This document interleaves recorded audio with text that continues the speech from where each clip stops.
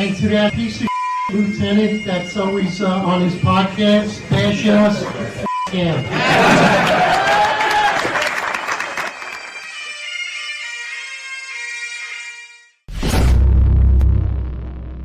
Attention to roll call. That's right. Good morning, everybody. 8:05 live Eastern Time. Of course, find some filter. It's Wednesday morning. It's hump day, getting through the week. We hope everyone's doing well. So we have the NYPD's 2026 State of the Address by Jessica Tisch, who's the police commissioner. Quite interesting, right? Quite interesting. If anyone had an opportunity to watch it, it's about 36 minutes long. After that, Susan Birnbaum from the Police Foundation comes on. It seems the Police Foundation is the one who's really running things. Marlon's been saying that for quite some time. Good morning, John. Good morning, Marlon. Good morning to our chat. Good morning, friends, listeners. We appreciate it. You always being here. So let's talk about this state address by Jessica Tisch. Do we think it was a performance? Do we think that it's anything new? Do we think there's talking points there for the Finest Unfiltered and our friends here? In my opinion, she's the queen of rebrand. I don't believe there's anything in that speech, and we'll go over it. And if you saw it, let us know.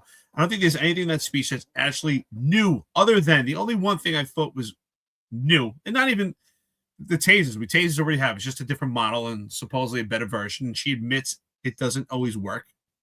And it's about 50% of the time it's ineffective. So it's a flip of a coin.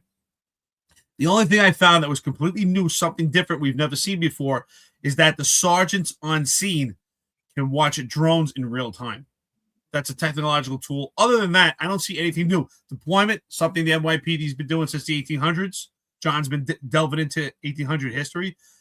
She talks about situational awareness. That's important. Something we talk about here on the Finance Unfiltered. She talks about precision policing, zones, nothing new. And one more thing, I guess you could say it's new. The Bronx is going to be split into two different boroughs. To me, right away, I thought, okay, all right, who's in there? Who's their buddies that's going to get a chief spot? Another spot for a chief. That's what it is. More administrative spots. She's just going to get 200 more spots, 200 more cops. Where you get those cops from? A lot of talk about it here, so let's jump right into it. Let's do it. John, what are your thoughts? Yeah, what's up, everybody? I think we're going to do the state of the NYPD unfiltered. We're going to talk about the good, bad, the ugly. I got to say, like, some of the stuff I think was positive. I think some of the stuff was positive. I think most of it's fluff. I think the first thing that she comes out with is that she's going to bring 200 cops to the Bronx. And I'm like, oh, that's weird. Where are you getting them from? Thin air? Like, how you creating that? Like, how does that happen? Where do you make cops from?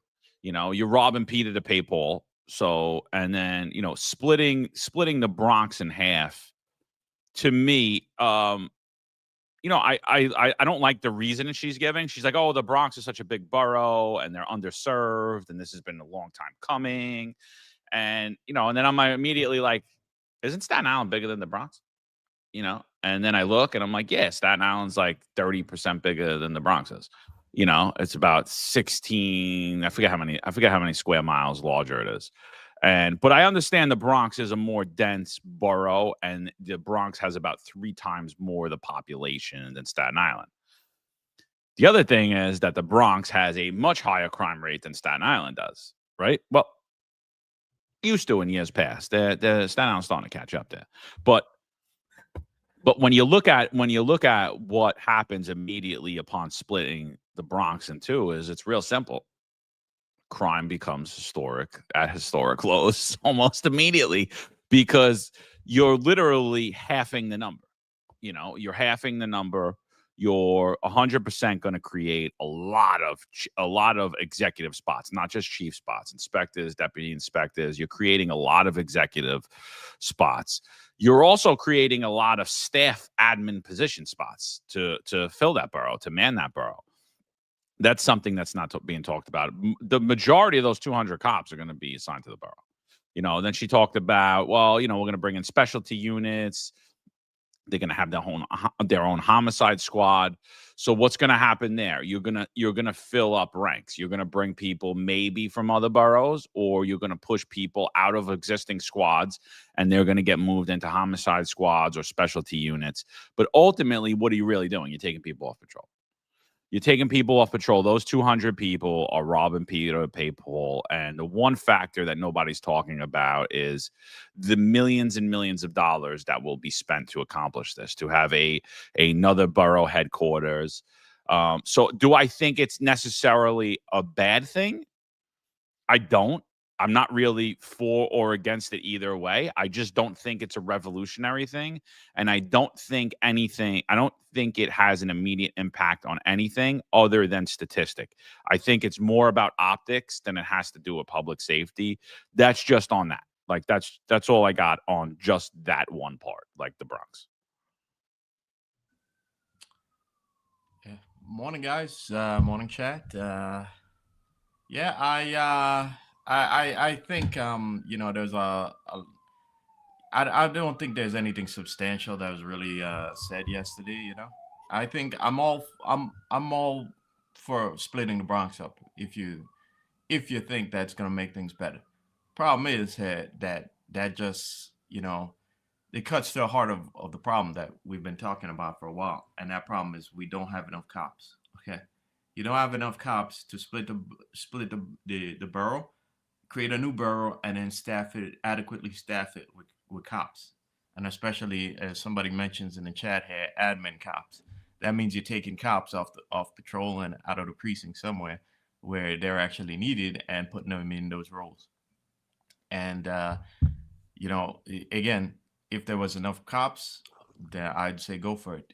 But we're in a position where there's not enough cops to go around for the entire city. Okay, so you're just like John said, you're robbing Peter to pay Paul.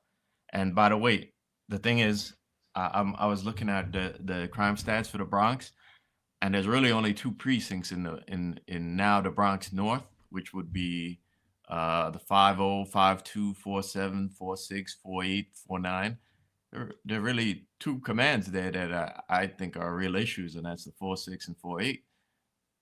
Whereas if you look at the numbers so far, in the last year, most of the crime has been concentrated in the Bronx, the now Bronx South, which would be the 44, 42, 43, 40, 41, and 45.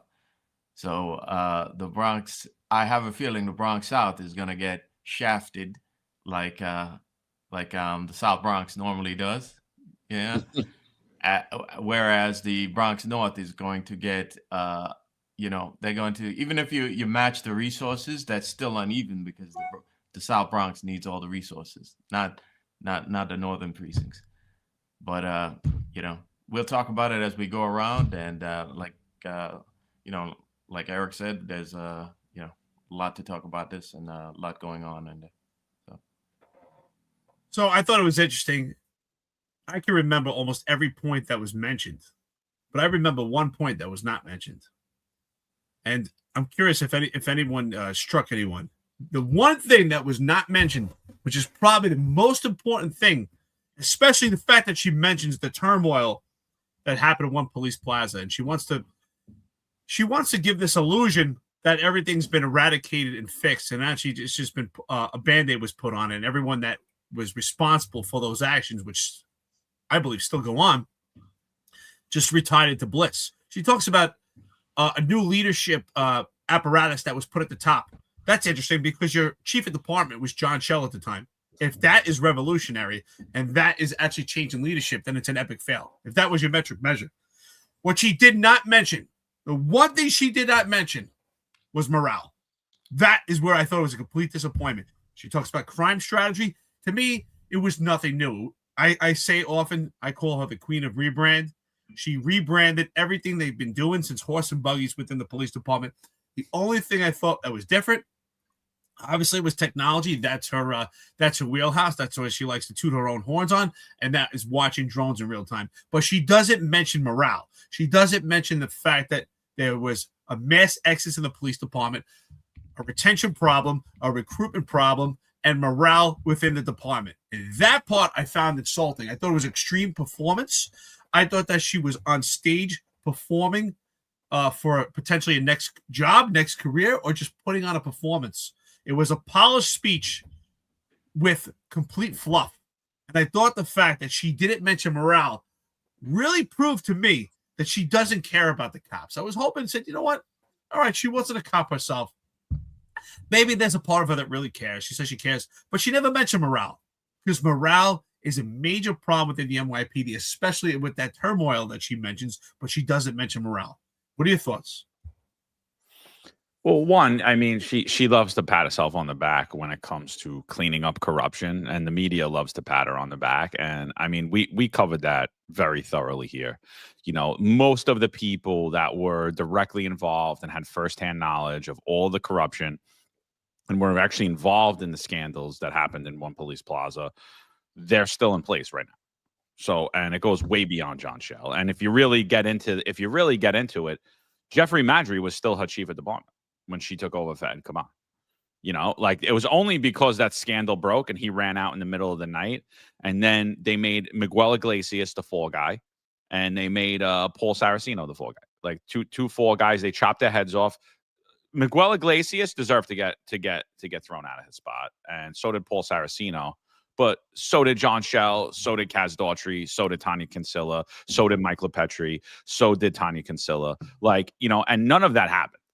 You know, it was a total redress. And so when you want to talk about optics, again, I think that entire speech was optics, not public safety. And that's just what it is. That's what policing has become. Public safety is a grift. You had the king public safety grifter there, William J. Bratton. You know, he was there. Like, I'm sorry, that's what it is. What did the guy do good things in his career? Absolutely. But what is he now? He's a grifter. You know, I'm sorry. Like, and she's like basically eating off his coattails, and that's what it is. It's performance theater for the fancy and the rich. Doesn't matter really what's happening within the New York City Police Department. It really doesn't even matter much what's happening on the streets of New York City and how you peasants are living life. Doesn't matter that the garbage is piled up. Doesn't matter that sanitation forgot how to do their job. Doesn't matter anything. Doesn't matter that because Eric Adams was off for 3 years, no one was paying attention, and then sanitation got caught with their pants down, you know. And I hear people, oh, we're working 12 hours a day. Being on the clock 12 hours a day is a lot different than working 12 hours a day. You're a New York City police officer, you're working for 12 hours that day. You're standing on a football for 12 hours that day, blood flowing through your legs. You're not picking up garbage for 12 hours a day. You're not, you know, are there workhorses in sanitation? Are there good guys there? Absolutely. I'm talking from the top, systemically, there is a problem. It started with the Eric Adams administration. We had an absentee mayor, and it's continuing into Zohran Mamdani. Right? So no one was expecting this big cold snap or this big snowstorm, but it's not an excuse. What occurred in New York City these last 2 weeks should have never occurred if we had a competent mayor. So she disregards all that. She doesn't care how you're living, right? And she basically takes credit for Jack Frost, right? This is historic. It's history. It's history. Yeah, you made historic crime numbers probably for the first time ever, but you're also coupling it with misrepresented crime statistics. And you're basically taking credit for having a very cold winter, one of the coldest winters in our lifetime, in my lifetime. And so, you know, I thought that whole beginning part of her speech, when, you know, especially related to the crime numbers, it's not what you think as New Yorkers. It's not what the cops think. It's what the businesses and the fancy people think. And if we present that properly to them, everybody's happy.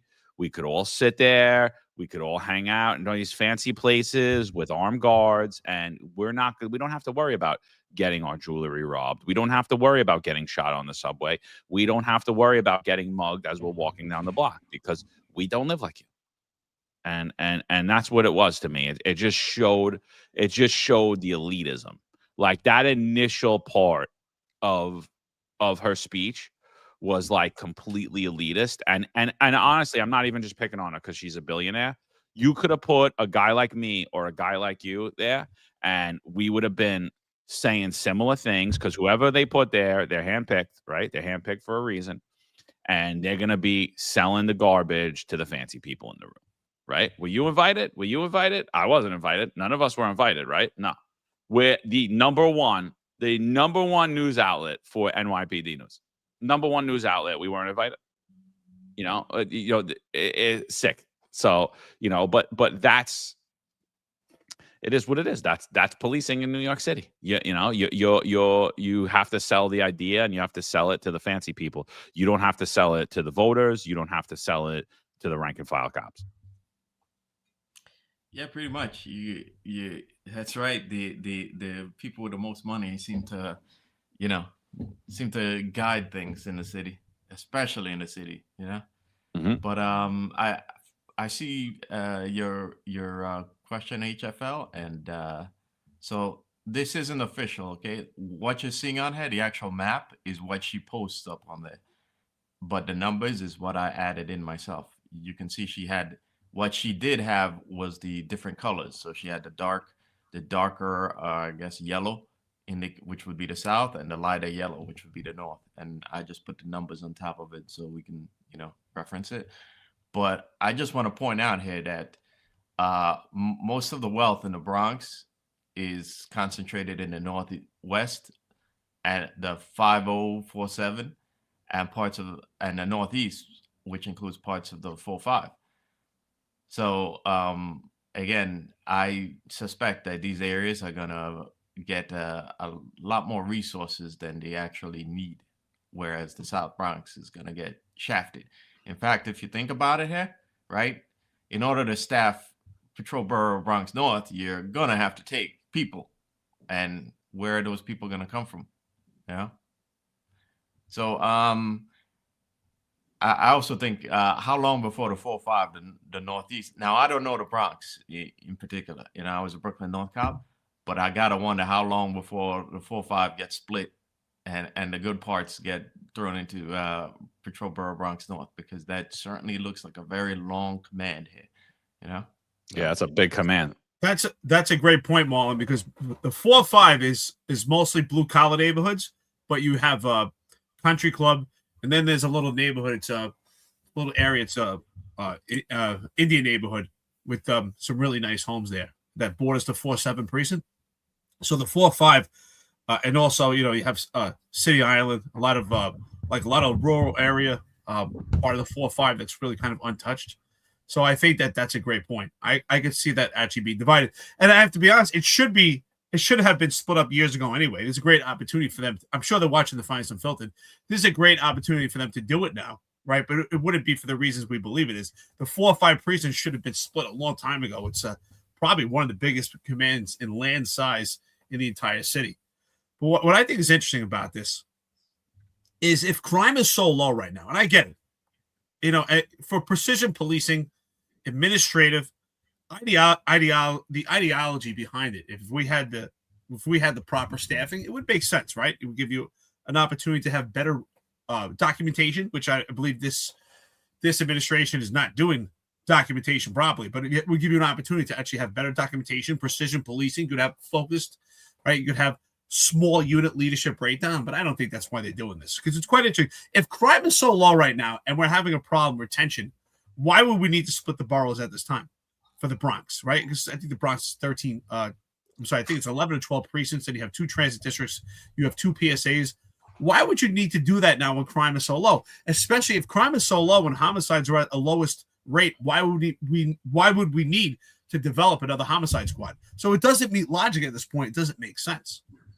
So again, I believe she's the queen of rebrand, and I think this is a great opportunity to manipulate the stats. And that's what's, economically, if you look at the North now, the Bronx compared to the South, they're like 2 different worlds. There are plenty of people I worked with that grew up in the Bronx that never even been to the South Bronx. They grew up in Pelham Bay and Throgs, and they were shocked when they went to the South Bronx. Like, oh my God, this is the same borough. Because the South Bronx has the poorest congressional district in the entire country, right? And that's all along the South Bronx that goes up to Mount Vernon. That's the poorest congressional district in the country. So this is definitely about manipulation of statistics, I believe. John, what are your thoughts? No, yeah, it's a great point. I saw my thought too. I was like, wait. I thought everything was good. I don't remember the Chicago Bulls pulling the triangle offense out. We're going to go to a different offense while we're winning championships. I don't remember that happening. They stayed with that same playbook. So, if everything was such like we said it's going, why now? You know, what's the goal here? So and again, like Marlon said, I really don't have an issue either way, but where are you getting these cops from? I mean, like we're really, you know, that's the issue. It's like you're really, everything that's being done is because the lack of manpower, you know. So I think the other thing, you know, and I think Simply E said it here. He said Tish's new recommendation on in-house training proves that she is a fan of this network, even though she will not admit it. So look, she hasn't publicly admitted it, but she's admitted that she's watched it. She watches the network. So and that's fair. We're critical of her. So this is what she said about training. Let's listen to what she had to say. Partnership, but organization alone doesn't do the work. It has to be matched by investment in the people who carry it out, because the work of policing evolves with the world that it serves. Over time, the complexity of the job changes, the threats change, the law changes, the expectations of the public change. And if we expect our officers to meet those realities, then we have an obligation to meet that responsibility with preparation. We ask a great deal of our cops, most of whom serve for 20 or more years. But after the police academy, the only things officers are consistently required to be retrained on are firearms qualification and CPR. We have heard that concern directly from officers. They want training that reflects the situations they're actually encountering on the streets. They want to know what they're allowed to do under the laws as they change. They want time in training that is immersive and demanding, and they want that consistently throughout their careers. And New Yorkers, they want confidence that when officers are called into volatile moments, those officers are prepared to protect life and exercise informed judgment under pressure. That is why, in 2026, we are launching the most significant overhaul of in-service training that this department has undertaken in decades. For the first time, officers will start to participate in a recurring, focused, week-long in-service training program that they will attend consistently throughout their careers. This won't be a procedural check the box. It will ensure that officers are periodically retrained on things like tactics, de-escalation, constitutional policing, legal standards, and situational awareness. We are doing this because we ask officers to make hard decisions in moments that unfold quickly and that carry real consequence. So, you know, everyone's kind of beating her up for this, and I'm going to say I applaud her for doing this. I do not think this is an easy task. You know, I have a lot of questions about how this is going to play out, and if in fact officers are annually, especially patrol officers, are going to annually get a week to attend training. But I do think this is necessary, and I don't think you can implement anything without having issues. You know, I mean, I take everything I do in my life. I use a Jordan Peterson quote when I do it. If you want to do something, do it poorly. You know, make a bad draft, make a horrible draft, do it, write it, put it on paper, get it out there. You want to make a website, make it. It'll suck. Make it better. Keep working on it. And so I got to applaud her for even tackling the issue. Now, I think there's a lot of work that needs to be done. What is that training going to consist of? What does it look like? How and does it last past her administration? Because you know, we've all seen it in the police department, right? You got a commissioner or you got someone who's hot and heavy on this one issue. We're going to get these guys training. They need this. Let's talk about the Sims training. We spent about $1 million redoing all of those ranges in the precincts to make them simulators down in every borough so that you could get a service training one time a year. Just go and go in front of a computer screen and interact with these real life scenarios.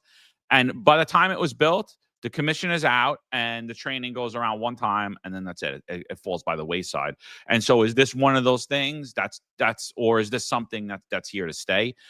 Those questions are all legitimate, you know, but I'm going to applaud her for even tackling it. Yeah. You know, I agree with you, John. I have no problem with the idea, but like all good ideas in the NYPD, they start out as a good idea, but when you get to the actual practical application of that idea, it never works out quite like they say it's supposed to. I'll give you an example. Remember active shooter training? Guys were supposed to get active shooter training. Everybody was supposed to get active shooter. How many guys have actually gotten active shooter training? And by the way, that's one of the best trainings I've ever had because I talked about it before. I've never looked at corners the same way again. And I'm telling you, even I haven't been a cop now in 4 years. Spot on, Marlon. And I look at corner every time I go to a corner. I can't help but think about it. Can't help. And it's why I tell you guys, especially you active guys, you need to get that training because especially if you're chasing a guy, you'll never look at corners again the same way. Trust me. But anyway, in reality, it never works out like they say they do. The in-service training that we have now, I mean, you're supposed to get it once a year, and the reality is, there've been multiple years where I didn't get it. Now you're telling me you're gonna send guys to week-long training. How's that gonna work? Where are you finding the extra manpower for patrol coverage? How are we gonna do that? And by the way, if you really wanted to have an actual practical training, that means guys would have to show up at the TAC facility in the Bronx, right? You're gonna have to do practical exercises, and we've said it here before. You should be doing practical exercises with guys in your squad and your partner because these are the people that you work with all the time. So you guys have routines down pat, right? But you're telling me we have enough guys to take a whole squad off of patrol and send them for a week training? Okay, sure. And also, you tell me we have enough trainers and time to let everybody go through practical exercises while at training? Okay, sure. So what's the reality of what I think is going to happen is instead of what training has become, which is you're sitting down in a precinct watching videos, the training sergeant tells you better watch this video and sign a book, the training log, right? Instead of that happening, what's going to happen is you're going to go to the police academy and sit down in a room with like 300-400 people, maybe let's say maybe 200 people, and you're going to watch videos in the academy. You're all going to watch a video at the same time in the academy, or you're all going to get a lecture and then watch a video, and that's going to be considered in-service training when the reality is you need practical application. You need practical training, which means doing exercises. So I don't think you could apply this in NYPD because we're going back to the fundamental problem here. You need more cops. There's not enough cops. So I find that speech completely laughable. I find that part, honestly, big deal. No big to me.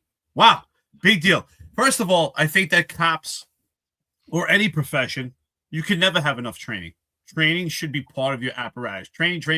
To me, there's never enough training. What is training? It's the application of failure to determine your weaknesses and your strengths to only get better. So there can never be enough training. But I think it's completely laughable. I don't think it's a big deal. And if you listen to the key points, it really exposes the problem. Right now, we spoke about this often. I talk about it often myself. Situational awareness. The fact that cops need situational awareness training shows you that they actually admit there's a major hole, a major problem.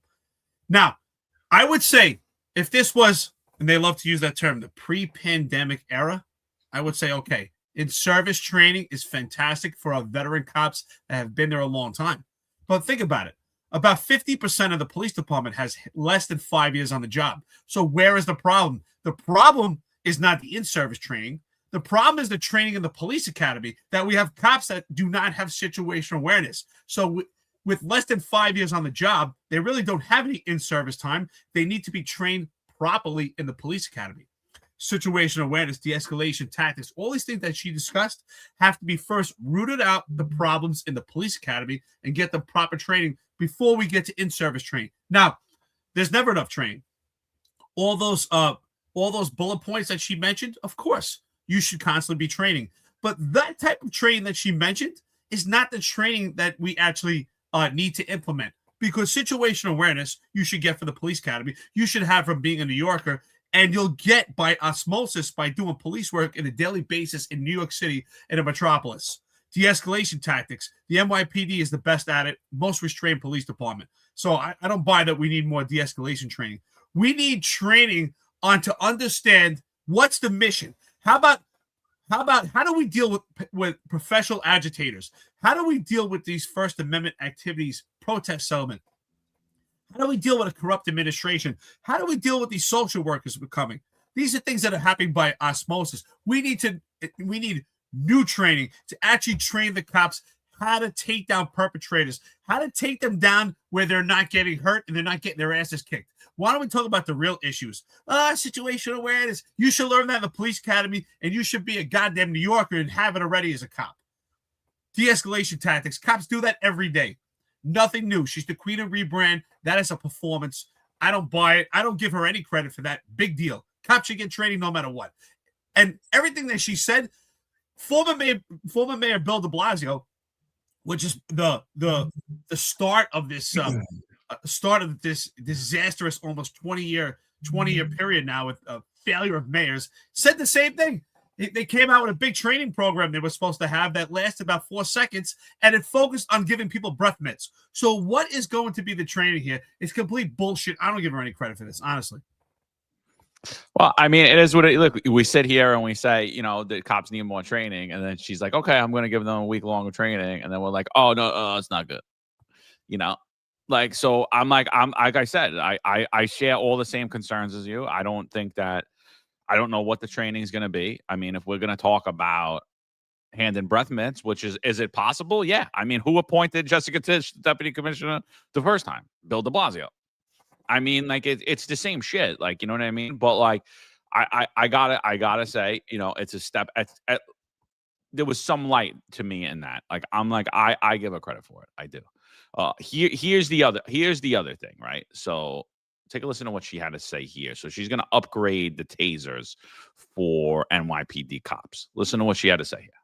We have spent the last year examining our use of force alternatives, and we have found one glaring thing. Our officers try to use alternatives to lethal force, but too often the tools that they have been given have failed them. Tasers were introduced to give officers another option in high-risk encounters, to slow situations down, to create space, and to reduce the likelihood that an encounter ends in deadly force. But in too many of those moments, the technology wasn't effective enough to make a difference. That is why we are improving our use of force alternatives by introducing the Taser 10. This upgraded model allows officers to operate from greater distance with more precision and with more opportunity to resolve situations before they turn lethal. This is the future of self-defense. Meet the Taser 10 by Axon. It lets you fire 10 rounds instead of 1. With better accuracy and a longer range, it's more reliable in tough situations. Packed with safety features, it helps prevent accidental discharges. Whether you're in law enforcement or need personal protection, the Taser 10 is designed to keep you safe. Do you think this could replace traditional tasers? So, all right. So here's another one, right? I support this move. Obviously they should have the best taser available, right? I don't think any of us disagree with that, but how are we training when to use it? You know what I mean? Should you be deploying a taser when someone's charging you with a knife? Absolutely not. You should not, when someone's coming at you with deadly physical force, you should meet them with deadly physical force. Right. And the thing is with the taser, oftentimes it's not deployed soon enough. It should be deployed before the person gets a weapon. A lot of the times it should be deployed before you even go hands on with people. Most of the time, you know what I mean? When someone's violently resisting, when they're already acting violent and tumultuous, to me at this point, we shouldn't be fighting with them. We should just step back, take the taser out, taser, bang, and so I support the taser. Again, the language that she uses, though, it's definitely questionable. Are you trying to say that guys should deploy this when they're getting charged by a maniac coming at them with a knife? And if that's the case, I don't support that messaging at all. She did not clearly state that, but I think, I support the taser all in all. Cops should have the best equipment. I don't think anybody could deny that. You know, you should have the best taser available. The taser actually looks pretty cool. It looks a lot better than the last taser the taser they've been using, or any of the tasers that we've seen.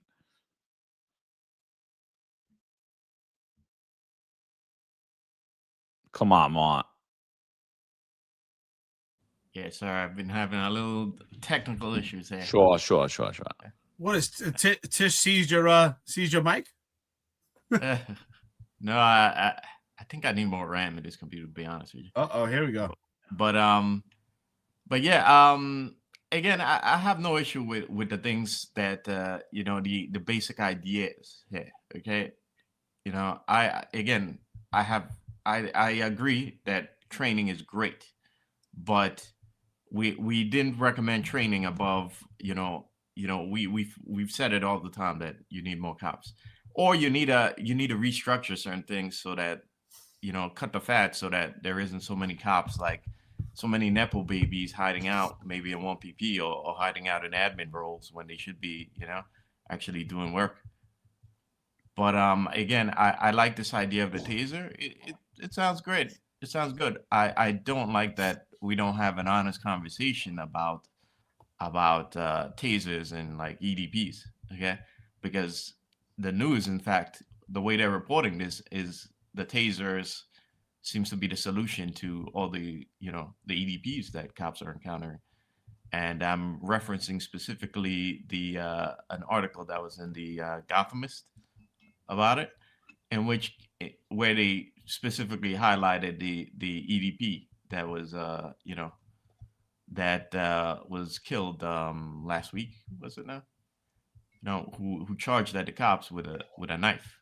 We need to have an honest conversation that I don't care what taser you have, that taser ain't gonna do anything when you got like a amped up madman trying to kill you with a weapon in his hand. Instead we're kind of conditioning the public to think that taser is the solution to it when it's going to be ineffective. And I don't think this one looks nice. It looks nice, and it has the multiple prongs, which is cool and all. But again, that's not going to pierce clothing. I think an EDP, especially if you have to deal with like a homeless guy who has like 20 layers of clothing. Good luck with that taser. Okay, good luck with that. But yeah. Oh, one quick tangent, because I saw in the chat there about Tish. Whenever I watch Tish, is it just me, or does she move her head with her neck? What's up with that? Huh? I saw your comment in the KB, and yeah, I agree with you.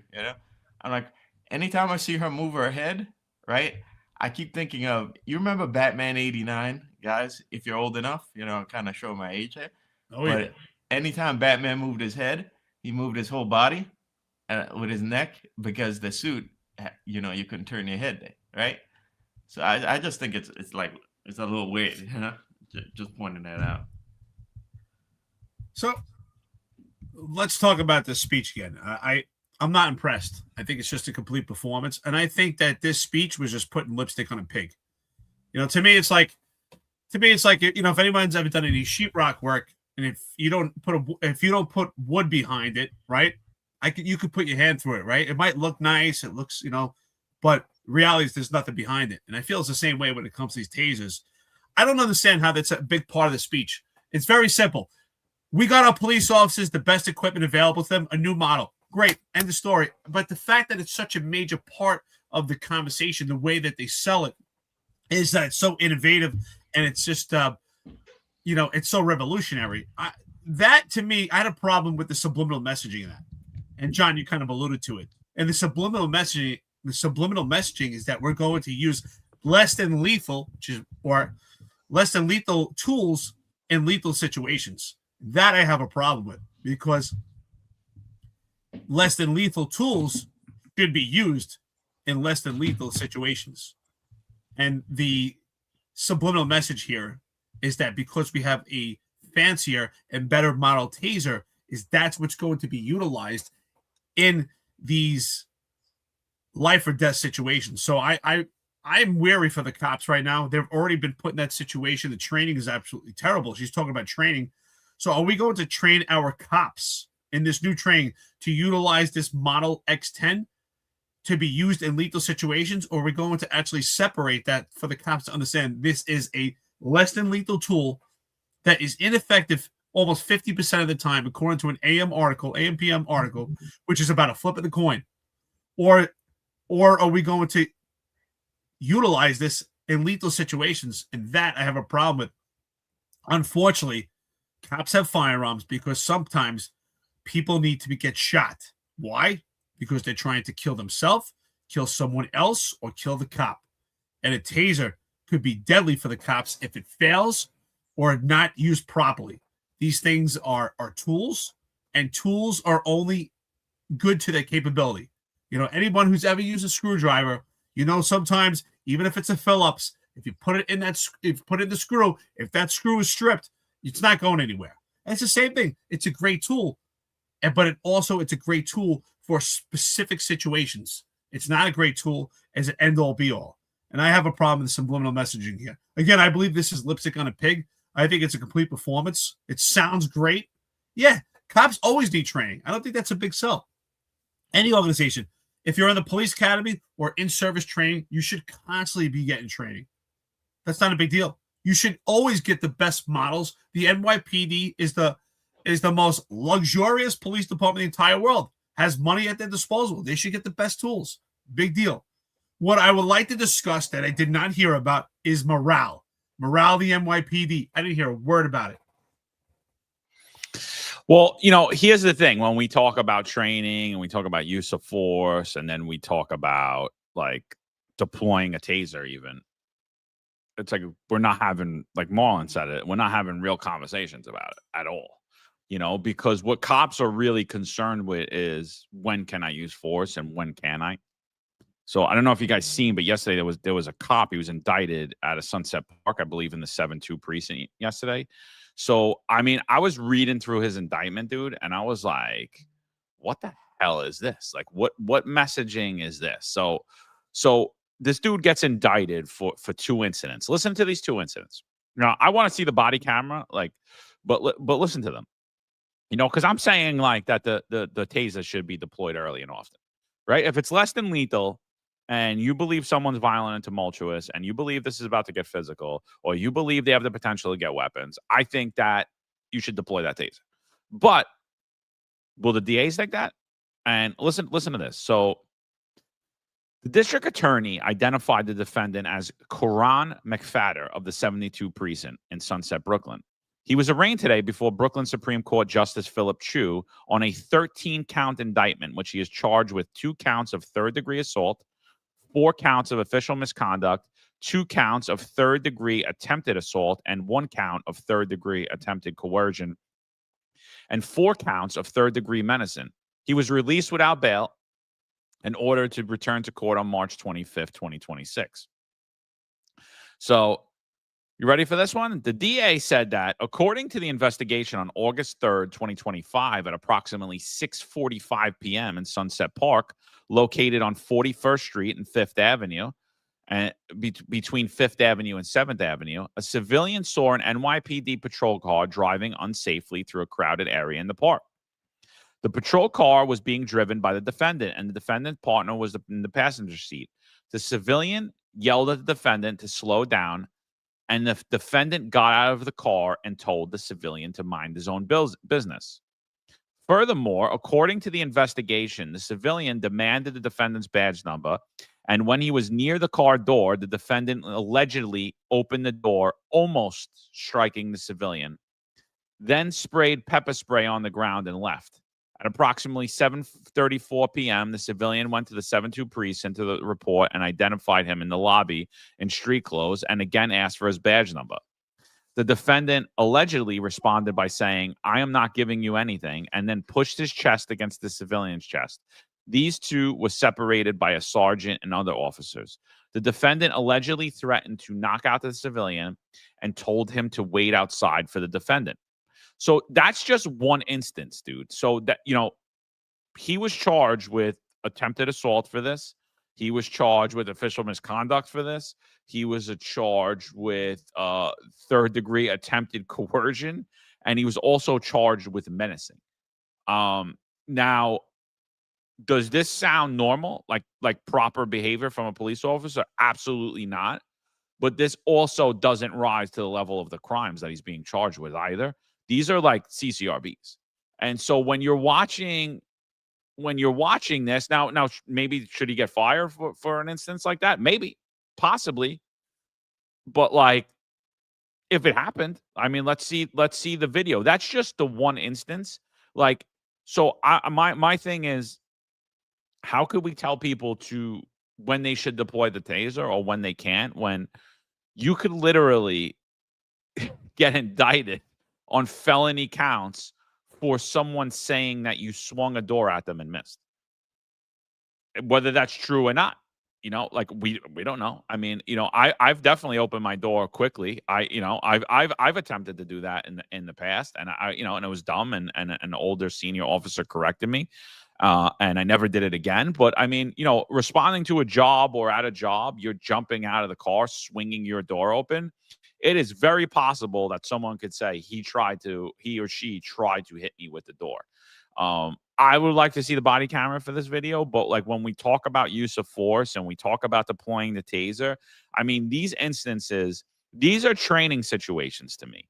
If this person's indicted, this video should be out here, and this should be part of that week-long ceremony, that week-long training where you're showing officers what not to do and why this person was, in fact, indicted and arrested. Because if it's as bad as the DA Gonzalez is saying that it is, these are real conversations that need to be had. Or is this just another political attack on, hey, let's lock this cop up? And I don't know. Again, I haven't seen the videos, but I'll tell you, without even seeing the videos, the charges are completely excessive to me. Marlon, you're muted, dude. Yeah, I just unmuted. I did it before you said that. So. You were talking. Yeah, we actually saw the video of that cop before. When it for part of it anyway. We don't know what happened in the precinct for the other incident they mentioned, but we saw part of the video on it. And I thought the same thing when I read this indictment. I'm like, this don't seem like something the DA's office should be doing. Like where's to me it seems like this is an internal disciplinary matter that should have been handled on the job. I don't know how it rises to the level of the DA's office, and it seems to me like they're justifying that this what's this new office they said there apparently some new office of police oversight created in the DA's office. Maybe it's not new, but I've never heard of this office before. So again, I think that it's the department kind of failed that cop, because you can see in that first video, that if the video is on Facebook, he gets into a back and forth with some civilian, and I think some supervisor should have had a talk with him, or they hit him with a CD or something, before got to the level where the DA's office is trying to make an example out of him. Again, these are the issues that we talk about that really needs to be fixed before you can really get to the stuff that like training. The job needs to look at itself from top down and fix these issues, because you can't do it piecemeal. You have to look at the entire system and look at what's working and what's not. And when you fix these things, other things will start to, work, or we can get to other things more easily than we can by going piecemeal, which seems to be happening now. Or the other thing that seems to be happening is we're using technology to cover it, to cover, to like, like paper over the problems that we have. And I don't think that works. I saw your comment in there, Chief Rob Lukash of the Executive Perspective. He says, can we get a drone that deploys a taser?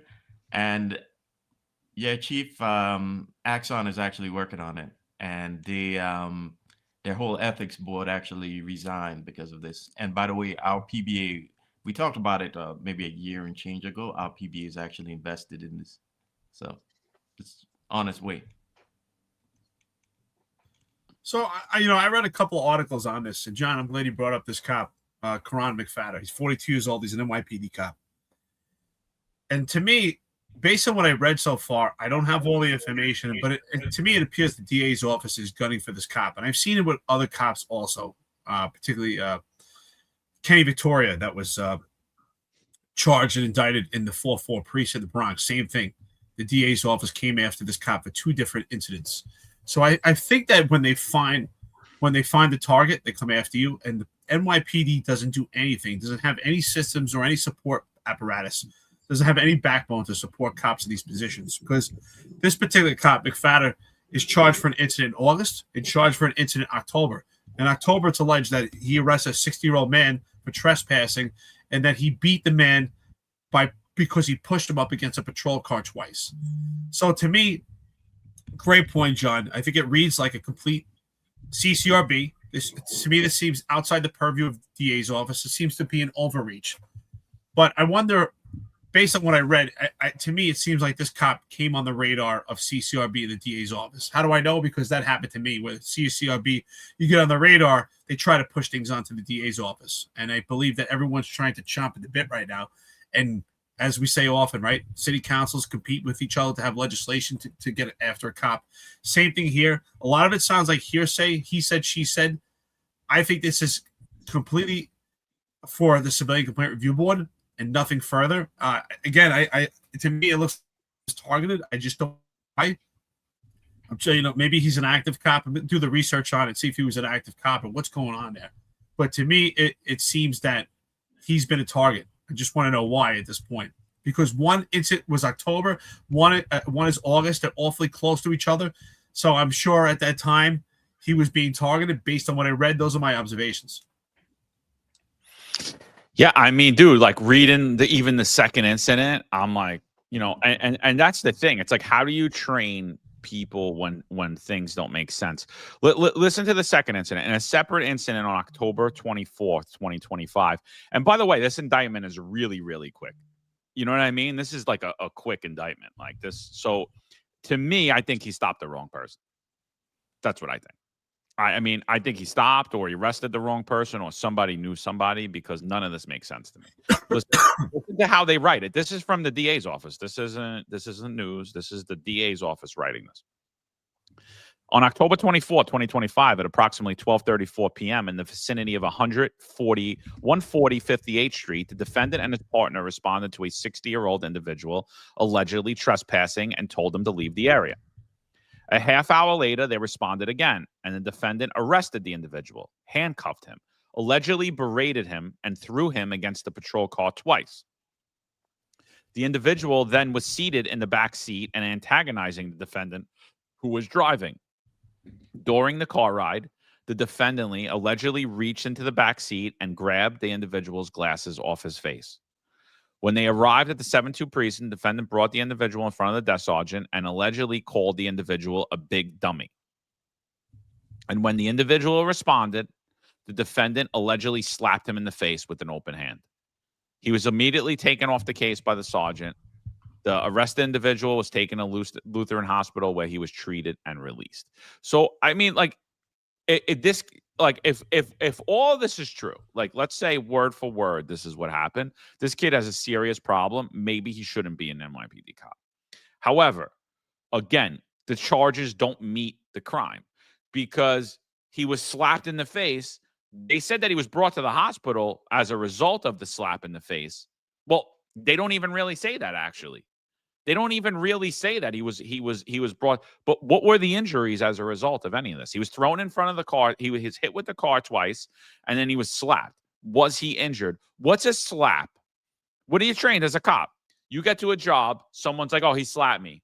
Oh, are you in pain? No. What is that? It's harassment. It's not assault. It's not menacing. It's not official misconduct. And again, I'll sit here and say, like, maybe this guy shouldn't be a cop. But I still don't think that the charges match at all. They don't match. It just makes no sense. The speed of the indictment, is questionable, and the charges look insane to me. And for all of you, and again, I'm just gonna bring it up one more time. The fact that all of this is still arbitrary and capricious in the NYPD. Again, Marlon Bethel was fired in 7 days, was never given a department trial, was never given due process. This cop was indicted, and he will receive a very long time of due process, which means he will be paid, he will be suspended with pay, all that. And so, when does due process get given? Is it just for the vaccinated, or do the unvaccinated get it? Or what else? When else don't people get due process? So that's really, really questionable when we talk about the training. This is something that I think everybody should keep an eye on, regardless if the guy was 100%, the cop was 100% wrong, or he wasn't. It still matters. Like the excessive charges really matter, I think, here, because it doesn't align with, well, if this guy wasn't a cop, what would those charges look like? And they wouldn't look anywhere like what you're seeing. There probably wouldn't even be a report taken, and so that's the thing. And I do believe that cops should be held to a higher standard, but I don't believe that they should be held to an impossible standard either. And I don't believe that our justice system should be weaponized against them either. And that's what it appears to me. Yeah, you know what? I think to your point, to your point, Eric, he got on the DA's radar because the original video, one of the video that shows partially one of the incidents, right? It had 1.4 million views on social media, so he went viral on the video. And the guy that he was speaking to on the video is being watched by all these leftist NGOs and groups. So I do agree with you that he seems to have been made an example out of. But again, if we're gonna go down this road, at what point does the DA start prosecuting you for white socks? I mean, it's a meme until it's not. So yeah. Yeah, I mean, we often talk about the revolution and the evolution of police work, right? Law enforcement evolving. And what I say, and I've said this often on the channel, and I still believe this. What people often ask me, what is so different about now in comparison to years prior? And I said that generation upon generation always talks about their policing era, what it was like, and why it's different from an era before or an era after. And I think what's changed is that policy over the years changes, right? Technology. So if you look at John Smith in 1950, 1960, his gun belt would be pretty empty in comparison to now, right? There's no taser there. There's no body camera, not even a radio, right? No vest. And you look at the cop in 1970s, they get a radio. In 1980s, they get a vest. And now here we are in past 2020, the cops are wearing body cameras. Now, technology over time evolves, policing changes, and the equipment changes. But I think what's so different about now than these eras and policing before is that not only policy has changed, but law has changed. And we made things that should be policy into law. For instance, this encounter to me, this is another observation. I don't know, but it's very possible that this cop was on their radar and the community was involved. Same thing that they did to me with Cop Watch, and get the community to I would say to kind of motivate them to drive to bait this cop, right? Because getting the business card and giving the business card is not a policy. They made that into law. That's the Right to Know Act. That is a law. So we have people berating cops and baiting them into these positions. This guy is stopping this cop, right? According to the observations of what we read, this civilian and the August 2025 incident allegedly stops the cop. Think about that. The civilian stops the cop in his tracks, to let him know that his driving's unsafe and then demands a business card. That's what the city council has done to the NYPD. We talk about emasculation and being neutered. The city council is a huge contributing factor to neutering and emasculating the NYPD. How do we get to a point that a civilian stops a cop in his tracks to advise them that their driving's reckless and then demand a business card? So to me, this is another problem. The NYPD has never, I never seen it while I was working. If any cops that are active right now, call me. Let me know. Has there been any direction? There's never been any direction, any training. We talk about training on what to do in those situations because it's law. If a civilian is impeding you from doing your job, stopping you, what do we do when they demand a business card? Do we stop everything at all costs? You're rushing to a 911 call. Someone, God forbid, shot, and someone jumps in front of the car and demands a business card. Because it's law, are we supposed to stop right there and give the business card? To my knowledge, to my observation, I've never seen any training or any mission or any advisement on how to handle those situations. Not one. Can you guys think of it? I can't. No, I mean they did just put a training out there. I'm curious as to the training. I'd like to attend the training myself, honestly. They just released the training last month on how to deal with First Amendment activities and deal with stuff like this. But I don't know that it's going to cover that. And, that's a great point, too.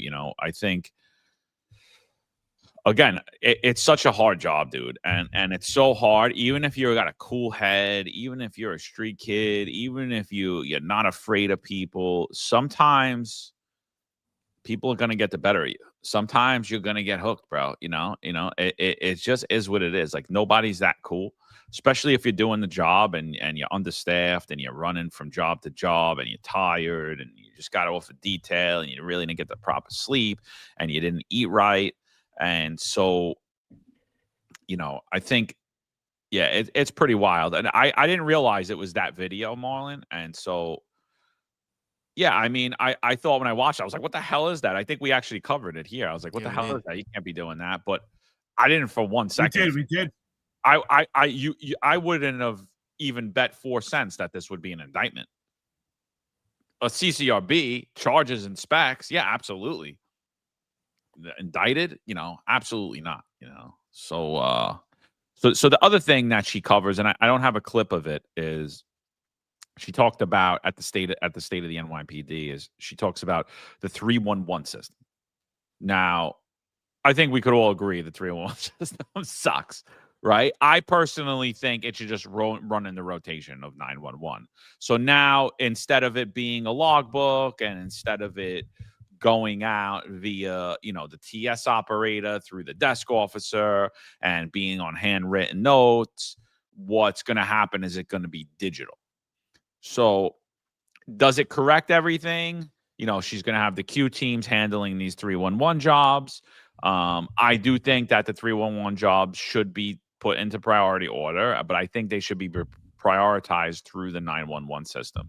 I think it should go out through the radio as an assignment, and I think you got to start to give officers time frames on when they should deal with things because, the thing why 311 fails, it's not because cops are lazy. It's because there are priorities in front of those 311 jobs. And your precincts are understaffed. It's not because the way they're documented it, although I will agree that things could get lost, especially lower level 311 complaints. Does that mean that we shouldn't address them? No. But I do think the onus of a lot of those 311 calls should not be solely on the police department. I think they should be given out to other agencies. And I don't think that the NYPD should even be assigning them or receiving them. I don't think they should be acting as 311 operators. I think it should be getting assigned from a central division, and so I don't really love the idea. I do think it needs to be revamped. So I guess this is the first version of it. I don't think it's going to correct it. I think because ultimately what the reason for the failure in the 311 system, although it does have somewhat to do with how the NYPD operates in it. I don't think that going digital really solves those issues either. I think a lot of those issues still remain. So I don't know what you guys think about it. Yeah, she made a comment in the speech. We'll get to. I think she says something along the lines of it's not acceptable that these jobs aren't being responded to, or that civilians get no response for these 311 jobs. And you know, it's I remember being on patrol. Some of those 311 jobs we're not getting to, especially in like summertime, July. You get there in the midnights in the 7/7. You know, God forbid the 4 to 12, which you're running from job to job to job to job. You don't got time to answer a 311 call. You know, that you get there in the midnights and you already have 10 jobs in your queue. You know, you tell me I'm gonna get to a 311 job, really? Okay, all right. You know, so it's not because most cops don't want to answer the 311 call. It's because we got priorities and there's not enough cops. When you have like 3 sectors on a midnight in a house, when are you gonna get to that 311 job? You know, that 311 job is gonna get put way down in the backlog and it's not gonna get responded to. Okay, and it's because again there's not enough cops. Okay, if you have these commands adequately staffed, if we cut the fat on the job and we get rid of all these admin gigs, stupid admin gigs, and all these people hiding out at 1PP or whatnot, maybe we'll have enough cops.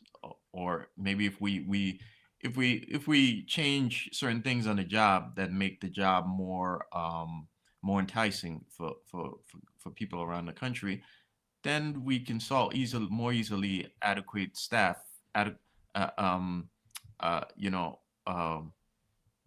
more easily cover these 311 jobs. But as it stands, we still have these problems. And to that, one of the best recruitment tools is us. If we were on here telling you how great the job is, all the civilians watching here would be like, oh, you know what? My kid wants to join a police department. These finest guys are saying the job is so great, man. I'm going to tell them to pick up an application. So, but you don't have that, so.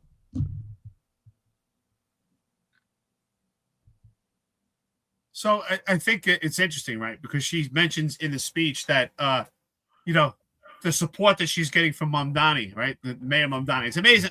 Mamdani was anti-police, but now that he's mayor, he's doing an amazing job as mayor supporting the police department. It's amazing how when everyone, falls in line in their employment, Mamdani's now the best things to slice bread.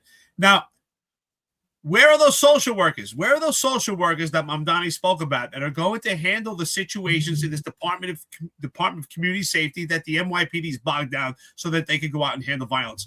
The 311, can we stop having cops respond to 311s? Have those social workers. That's one thing. Instead of having social workers respond to emotionally disturbed persons, have the social workers respond to 311s. That's the apparatus we heard about. Where is it? Where is it? Instead of having the police department do more with less and take on these 311 calls, let's have this social workers, Department of Community Safety, let's have them handle it.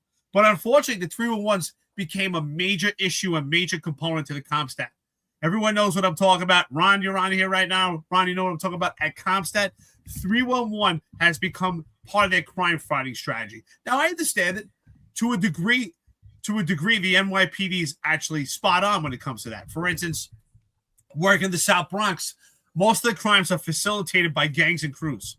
And most of a good majority of the shootings emanated from 311 calls, such as noise complaints, such as gambling, things like that. There was even an article in the paper at the time, I think it was in the New York Post a few years back, how these 301s were contributing factors to shootings and that the NYPD was going to tackle them. So, and then we're going to have a specialized unit, but we just don't have the personnel to do it. Have the social workers respond. If it's a legitimate 911 call, if it's an emergency, the NYPD can respond. But as far as noise complaints, things like that, gambling, well, that's why you have cops properly deployed and do precision policing. If we're doing precision policing and cops are properly deployed, then they're addressing 301 complaints anyway. It's part of their job. The problem is, what they don't want to admit is they don't have the manpower and they don't have enough cops out there. So this ideology that the 301 system is going to be part of the dispatch system and just have cops bogged down with more work is absolutely ridiculous. Again, putting more work on the cops' plate. John, I think you said it before. It's impossible to be a cop right now. Again, do more with less. Yeah, I just want to give a shout out to Ben Cintron because he's here every day. He always calls us pigs. He always says how racist the NYPD is. So Ben, shout out to you for your consistency, brother. Thanks for being a fan, bro. we never acknowledge him, but he's here every day. So Ben, hope all's well, brother. So. All right. So here again, she pats herself on the back and she wants to talk about innovation.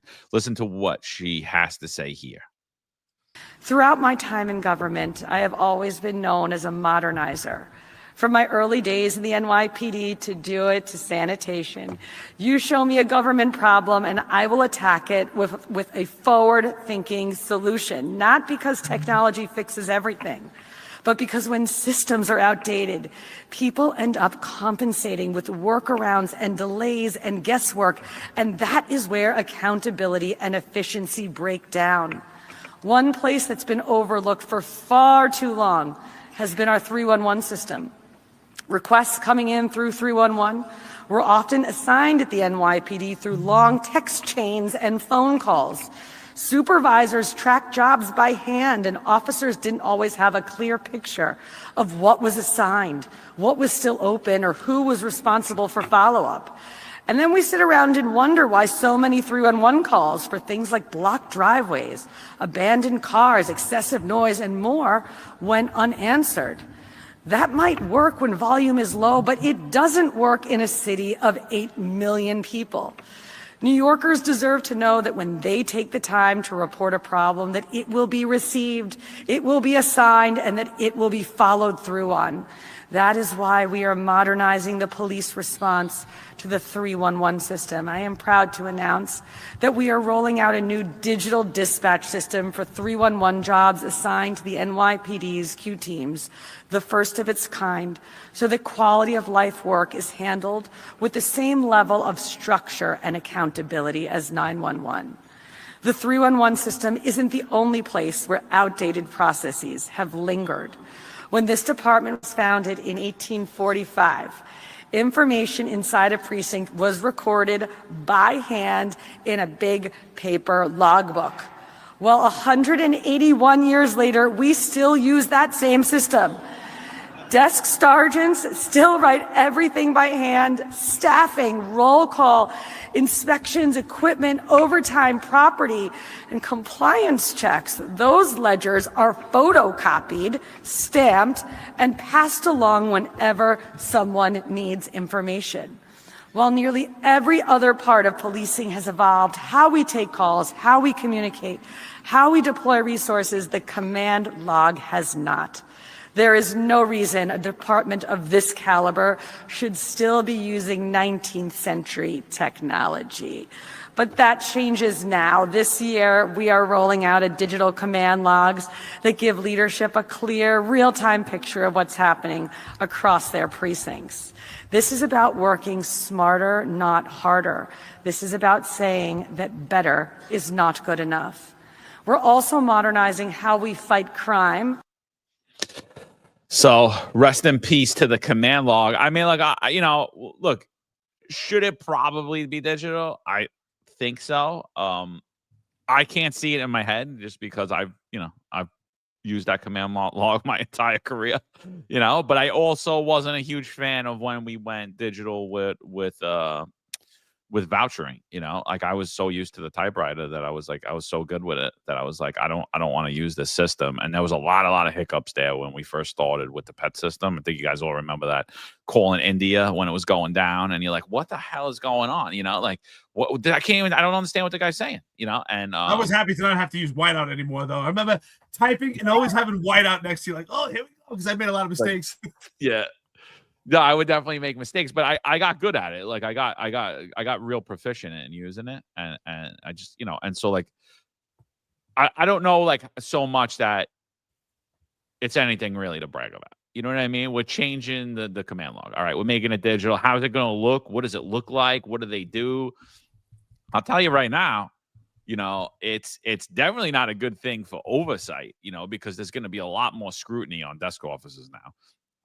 Because in real time, they're going to be able to see everything that you do and everything that you say. And, you know, and look, you know, when you're on that desk, I mean, mistakes get made. Not everything's always accurate, but from now on, that thing's going to be permanent, except for the chiefs who got the no peek access that you're not going to know, could go in there and change shit around, you know, except for those guys, you know, but as far as you as a rank and file officer, it's going to bring a lot more scrutiny to you. And, you know, I expect a lot more discipline to come out about by way of the digital command log. Yeah. Yeah. I'm gonna have to disagree with John on the electronic vouchers. I thought that was what God said, man. You know, I had to had my now in the 7.7 we didn't even have ink ribbons. You know, I had to get my own typewriter. At a certain point, I was like, F this. You know, my parents had like an old typewriter, old brother typewriter in the closet. I'm like, I'm time to go get it. I brought it, kept it in my locker. Anytime I needed a voucher done, I went down in the locker room and I was getting busy, you know. So that when they brought in the electronic system, I thought that was a godsend, you know. I can't tell you how I thought this, how great I thought it was, you know, and how much time it saved me. So I was never a supervisor, so I can't speak too much on the desk log, but I saw the amount of trouble sergeants faced on that desk, and one of the reasons why I was in no rush to take the test when I was in the precinct. You know, I saw the BS that you guys put up with, and I'm like, man, I would blow my top if I was a boss. You know, I mean, one of the I mentioned it here before, but one of those examples was when like the new boss would come in, like the midnight bosses would come in, and a lot of times, right, or rather the morning boss would come in. A lot of times I'd be there for like multiple tours, like on the collars, you know, and the rest. So the new boss may see me walking around the precinct and they may be like, "Hey Bethel, you know where the leg chains are?" You know? And I'd be like, "I don't know, boss. I'll help you. I'll ask around and help you find it, but you got me on that, you know?" And I used to think to myself, man, I would like lose it if I'm the new boss. If I'm the boss from the new tour coming in and nobody knows where the leg chains are and I gotta find it, you know? Nobody's put notes in the command log and it's my problem now. You know, everybody wants to rush out the door, you know? The old boss wants to just rush out the door and not finish his job. I'd blow my top. So I can't speak too much about the command log, but what I think though is the job, you know, there should be much less need for a command log in 2026. I mean, think of it. There's all sorts of tracking. You know where all the vehicle, the patrol cars are because they all have GPS on it, right? I mean, how much really should there be left for the desk officer to have to put in the command log at this point? At this point, there should be more so a like a Teams chat, Microsoft Teams maybe, or some other some other means of communicating with all the supervisors of a specific tour. That should be there. So okay, we gotta reassign so and so to the hospital. Okay, and we drop it in the chat so everybody knows. You know, I mean, there's just so much technology on the job now that I really think that what we should be doing is cutting the fat instead of papering it over with technology. You know. So again, I think that excuse me, I don't think this needs to be part of her speech about state of the address for New York City for 2026. It's really not a big deal. I mean, I think we all knew that this is eventually coming. The world is changing. Everything's technological. Nobody uses paper and pen anymore. I'm not surprised. I thought this was excuse me. I thought this was going to change years ago. So it's just under Jessica Tisch, she has had the timing and the opportunity to now make that change. Now, cost-wise, I think cost-effective, it's actually a good move. If you guys are aware, each command log, those books are about $200 to $300 a piece. So think about that across 76 precincts, 9 PSA tricks. How often do they need a new command log? Depending on how busy that command is, it's an expensive it's expensive. I mean, it's over $15,000 just if you put one book in every command. And as I said, depending on how busy that command is, you probably in Midtown South is probably the busiest priest in the entire city for command logs. They probably go through command logs, quite often. So, cost wise, I think it's a smart move. It doesn't suck that we're taking away the tradition of the NYPD. It would be nice just to have it. I think just to have some feeling of old and new. Just like for morale, part of history. But cost-wise, I think it's effective. I don't think it's that big of a deal that you have to address it part of a state address. Okay, so we're not using paper and pen. We're documented on digital. But I agree with you, Marlon. I think that the desk, the whole desk apparatus, the whole system is really outdated. Because a cop makes an arrest, you could easily put that right in their phone. It could be digital. I don't see why we need the same system. It's really outdated. I think the desk also slows down the process, right? You only have 3 hours from the time of arrest, the time that someone gets stamped in that book, till they have to get down to central booking. So I think it's really outdated. Like you said, everything's documented.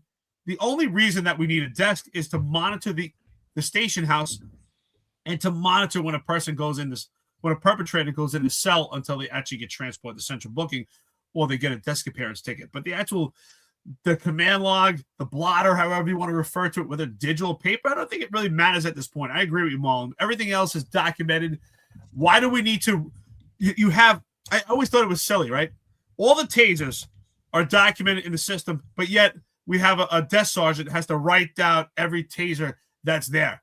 And I didn't do the desk often because I was doing anti-crime, but anytime I ever filled in for a desk sergeant, I was like, I'm not writing every taser. I just put all tasers presented or present accounted for. It's silly.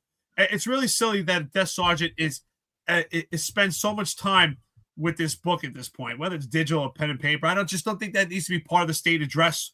I think it's just it was time coming. It's 2026, big deal. So we're not in pen and paper anymore. It's digital. Now, for those people that are running late to work, good luck getting a line in that book anymore. Now it's digital. Everything's going to be documented. They're going to be able to control as far as people being on time or not. So that does change a lot, but I don't think it's a big deal for this conversation. Yeah, can I just just for the civilians who don't understand what the command log is, this is let me see if I can add it to the it's not adding to the screen on my end. Yeah, sorry, John, you can go. I was gonna show so this is it for the civilians who may not have a clue what a command log is. This is at every NYPD command. In particular, the precincts, the desk officer has to put numerous entries in there, So this is it. This is that big book. So for 181 years, the NYPD was using these big books. So just to let our civilians know. Yeah, that's it, So what was the other thing? The other thing she spoke on was they're going to upgrade DOS. DOS is like a Microsoft-based information pool where I could put Eric Dim's name in it because I don't like him because he was critical of me on the podcast. And then I could get everything on Eric Dim. I could get his license plate. I could get his license. I could get anything that's out there in the public sphere. And I could actually even see LPR license plate readers. I could see where he drives. I could see his patterns. There's a lot of stuff. So they're rolling out a new version of it. And the first version of it was pretty powerful. So I would love to see what that new version is. And I'm sure it's not going to be too friendly to civil liberties. I'm sure it's going to be there's going to be some constitutional concerns in there. I think there's some constitutional concerns in DOS as it sits now. When you're using it for part of a criminal investigation, I love it. When the police department has deemed you a domestic terrorist because you're critical of them and you have questions about what they're doing, especially when they were systemically corrupt at the top or maybe even still are. I think that's when I say, that access we got to really look at. And then, you know, and then she went on, she talked about terrorism, and that's where she totally lost me. And I was like, she was talking about that drones keep her up at night, drone attacks keep her up at night. And I think that's a good thing, because I think that's being realistic. That is where we are in society. The threat of terrorism is every day in New York City, right? She talks about how the NYPD doesn't have the legal authority to take drones down. Now, will the NYPD take a drone down if you are deemed a threat? They will. I've seen them do it, and they should do it, regardless of what the law is, right? Like, if there's a threat to life, you know, there's a parade, there's a protest, like there's a drone flying up. Yeah, there are drones that you could put weapons on. You could put weapons of mass destruction, or you could put firearms on them. You could put things that could kill a lot of people, right? So, you know, she was vying for that authority from the White House. She said that she expects to see it that year. And she talks about terrorism, and she goes into a country in Africa. Like, she basically says, you know, all the hotbed, and she gives kudos to the detectives, the intel detectives that are over there, and how they were able to thwart a terrorist attack here. But then she goes into illegal immigration and says how, you know, as much as we cooperate with the federal government, we work with our partners, we will never cooperate with civil immigration enforcement. And she just totally lost me, because when we're talking about counterterrorism, the control of our borders, knowing who is here in our country, and removing and keeping our borders secure, is our number one deterrent of terrorism. It just is. Like, we don't know who's here. They shouldn't be here. Everyone that's in this country should be identified, especially when they're not citizens of this country. And she just totally lost me there. She here's her talking about. Here is Jessica Tisch talking about terrorism and basically demonizing ICE. She basically stopped short of saying abolish ICE, in my opinion. You know, and it's like it came right on the heels of her talking about terrorism. One of my friends made a compilation of her. I'll play that after this, but just listen to what she had to say originally before we get into this. Her like basically saying abolish ICE, and it made no sense, being the follow-up to her talking about how she takes the threat of terrorism seriously. Good point. Very good point.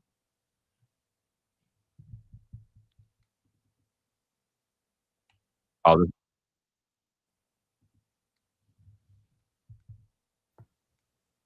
Yeah, it's not. Is it showing up for you guys? No, you got to, John. It's not up on the screen.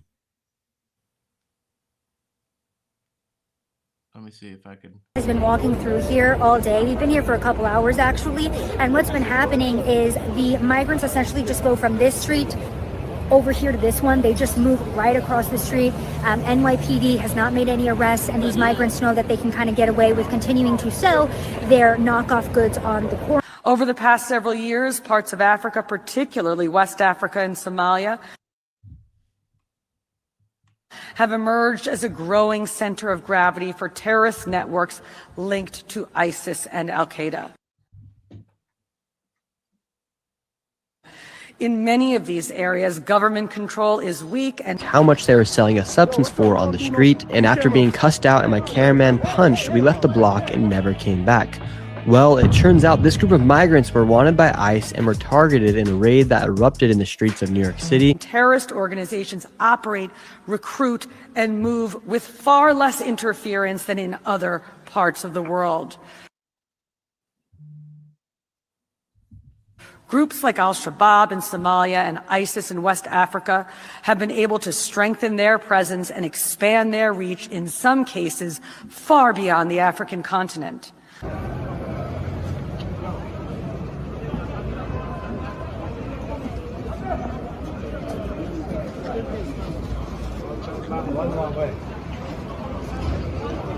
Our investigators assigned to the Joint Terrorism Task Force have worked on numerous cases with connections to the region, helping take down terrorist leaders and networks and bringing those responsible to justice for the threats that they pose to our city. Man, we don't like scammers, No, I live in this neighborhood. I'm sick of these guys. They make the neighborhood garbage. They sell drugs. They sell illegal merchandise. Let me be clear. The NYPD does not engage in civil immigration enforcement, period. Back to business as we are seeing now. And like I said, it was kind of crazy to see NYPD walk through here and essentially shake hands with a couple of these vendors, talk to them like they were friends, watch them walk across the street. So that was actually the compilation, but you get the point. It really misses the mark when she's like, yeah, we're not going to, we take terrorism really seriously, but, we don't really care who's in the country right now because, and her comments were just absolutely ridiculous. Just ridiculous. Yeah. Yeah. I got to say that you're right, John. I didn't even think about that point, that doesn't make sense. How could you, you're against ICE, but you talk about terrorism, huh? Doesn't make sense. Doesn't make sense. But again, we talk a lot about agenda on here. And I gotta say, the more I think about it, I have to wonder how much of what is actually, those technological proposals she's put on, like 311, how much, and DOS as well later get to, the domain awareness system is how much of that is really about drones. Yeah. And the reason why I'm saying that is because the drones as a first responder program, right? Of which both Axon, Skydio are part of, and both of these companies are working with the NYPD, by the way. I'm sure you guys all know that. But the drones as a first responder program, part of part of what they want to do is have drones respond to 311 calls. And if you upgrade the system for 311, you can more easily integrate that with again newer technologies like drones. So they want drones to be responding to that, right? And again, the reason why I'm saying if this is agenda is because if you talk about drones in the case of terrorism, then you should be for ICE. I mean, we can criticize ICE's strategy, right? And we do on here, but ICE does have a job to do, okay? And if the city more actually supported ICE's role, then they would have to do less. There would be less of a need for surges, or it'd be harder to justify those surges, right? So keep in mind now that the drone market is projected to go as high as $140 billion by 2036. And we're talking drones being utilized by almost every facet of industry in America, right? That includes security, commercial buildings, and police and military, right? So keep that in mind because the Tisch family, right? We know they have Lowe's, right? But did you know that Lowe's is also the majority shareholder of an insurance holding company called CNA Insurance, right? In fact, they're on the board. This is Tisch's brother, Benjamin Tisch, her dad, James Tisch, and her uncle, Andrew Tisch, who used to run the police foundation, right? So they're on CNA. CNA has drone insurance also, right? They have insurance for commercial, and they have insurance for, photographers, for people in various industries, right? And they stand to, as the industry gets bigger, they will be using drones even more because again, there's a lot of there's a lot of money in drones and a lot of money in the analytical tools that drones will provide. For instance, if you have a drone monitoring a job site, right? You can cut insurance costs, or you can adjust the insurance premiums accordingly, right? So keep that in mind because CNA, like the insurance industry is also involved with the regulatory framework of drones. So that company is also working with the FAA on the FAA's Advanced Aviation Advisory Committee through the National Association of Insurance Commissioners to determine regulatory framework. So what the point I'm trying to get here is, you know, is there an agenda going on here? And is that agenda to basically grow the drone industry?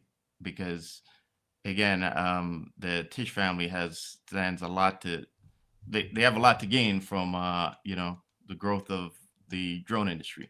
And in particular, the drone insurance market, right, is slated to grow to $2.25 billion by 2030. So there's a lot of money on the line. You know what I find interesting? So to me, public safety depends on collaboration and cooperation and communication, right? Not silos, not working in silos. And what's interesting about that is what she said in her speech. So it's interesting. She has very contradicting arguments. She said in her speech that the NYPD has too many units that are, if you remember, she says in her speech that the NYPD has too many units working in silos, and that what they're going to do is they're going to have various specialized units in the NYPD working on the same information so that they can all be investigating the same thing and they can collaborate, communicate, coordinate information so that they're not working silos. Now, I agree with that, but that's a contradicting argument because you're saying you're working with your federal partners, but you will not report information to ICE. Now, I also agree with what you're saying, Marlon. If the NYPD was not pushing sanctuary city laws, ICE would not have to be on the streets of New York City. So that's a great argument. We wouldn't see failed tactics in blue cities around this country because ICE, in my opinion, does not have the training that metropolitan local law enforcement municipalities have throughout this country, which is dealing with unplanned events and the unexpected on a daily basis in a metropolis. So these are contradicting arguments because she, you know, the reality is she's saying that they work with their partners. What she's talking about is JTTF. Now, JTTF is different than ICE. JTTF is led by FBI, right? Where it's about prevention of terrorism, right? But not the apprehension of it. ICE is different. It's a federal agency run by Department of Homeland Security. And the job of ICE is to detain and make apprehensions, to debrief people and deport them if needed because they're a threat to this country. So how could you say that you're working hand to hand and monitoring the threats of terrorism, but you're cherry picking which federal partners you work with? Yes, we have JTTF, you work with the FBI, but you're not willing to work with ICE. So Marlon, 100%, I agree with you. And again, she talks about not working in silos.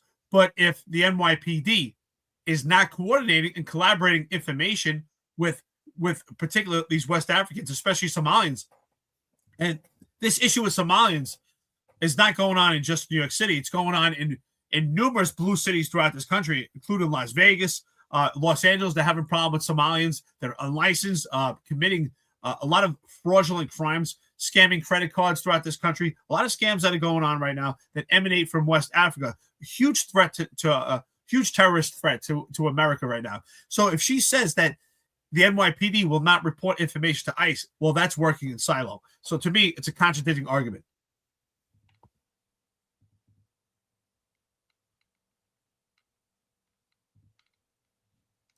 Marlon. I just pulled a Marlon. Yeah, I just pulled a Marlon. So let's listen to what she's going to say here, and then I'll further up. This was the actual video. I never posted it. I just posted it now. I just realized. So, all right, here we go. This is what she has to say about ICE. Let me be clear. The NYPD does not engage in civil immigration enforcement, period. We do not ask people about their immigration status, and we do not do civil immigration enforcement on behalf of the federal government. At the same time, that approach has never prevented us from working closely with federal partners, many of whom are here this morning, on serious criminal matters. We have deeply important partnerships with federal agencies, and we work side by side with them on a variety of cases that are vital to public safety, including terrorism, violence, guns, gangs, regardless of the subject's immigration status. That cooperation is important and it continues. But when federal immigration operations come into a city and generate fear and anger and unrest, local police don't get to walk away from the consequences. They're the ones who stay, who respond to the next 911 call, who work to keep neighborhoods stable, and who have to rebuild trust that may have been damaged by actions that they themselves didn't take. That makes the job harder and our communities less safe. So she says working with ICE, if the NYPD was to work with ICE, that it would make New York City less safe. And that is just a complete falsehood. You know, it's a complete falsehood. The other thing that is this new terminology. It's civil immigration enforcement. There is absolutely no such thing as civil immigration enforcement. It's criminal immigration enforcement. When you enter a country illegally, not just in the United States, you are in fact committing a crime. When you stay past your welcome and you stay past a certain time period, you are now committing a crime. You are not welcome in the country. You are not a resident of the country. We have borders for a reason. We have immigration law for a reason. To sit here and pretend that everyone that's in this country illegally right now cannot potentially be a threat of terrorism or a threat to American citizens is just a complete falsehood, and it should this type of rhetoric should never be coming out of anybody in law enforcement's mouth. Not a police chief, not a police commissioner. I don't care if you ever wore a gun belt or you didn't. This is just selling garbage to the public. This is selling political narratives. Again, this is optics and politics over public safety. And that's been my problem with Jessica Tisch, especially now in the Mondani administration, but even towards the end of the Adams, is she's been placing politics and optics ahead of actual public safety. And you just heard her do it again. She basically was saying that ICE is a rogue agency that causes harm in our communities. And God forbid that anybody works with them. You know, that the New York City Police Department should work with them.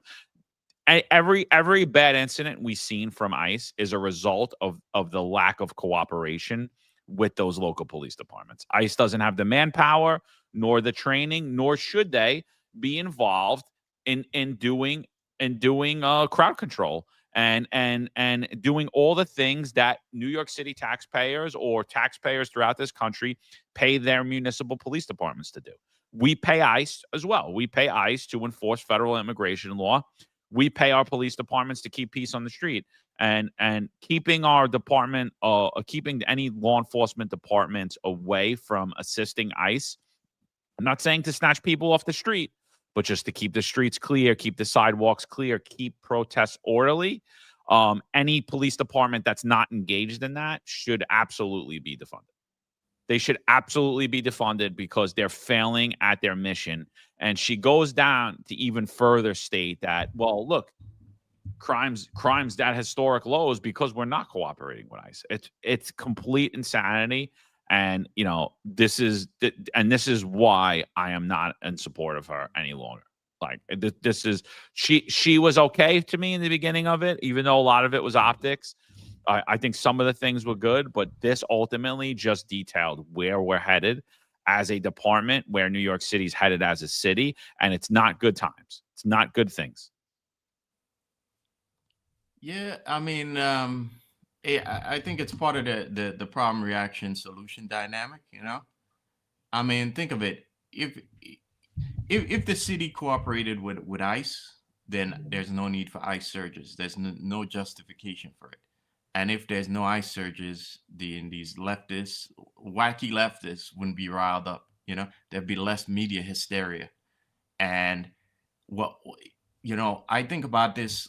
You know, you got to think about this and think why would it be beneficial to them to let this chaos continue? And again, I'm going back. I'm sorry, but I'm going back to all these technology contracts and all these the Wall Street. You know, that a lot of people going to eat off of these contracts. You know, we the more chaos you get, the more you handicap the police department, is the more you're going to need technology to come in there and you know, basically we need to paper over those problems with technology. And just think of it. We've been policing for decades, and you know, we've been fine without drones. You know, but all of a sudden we need drones. You know, all of a sudden we can't do policing without drones. You know, now I get technology makes us all better, but I mean this whole obsession with technology of late is you know, should make us all wonder. And again, sorry to go there, but this is CNA Insurance, and here they are talking about drones. Here they are talking about drones again in the coverage. And again, construction. And here's the Wall Street Journal talking about drones and talking about the marketing drones.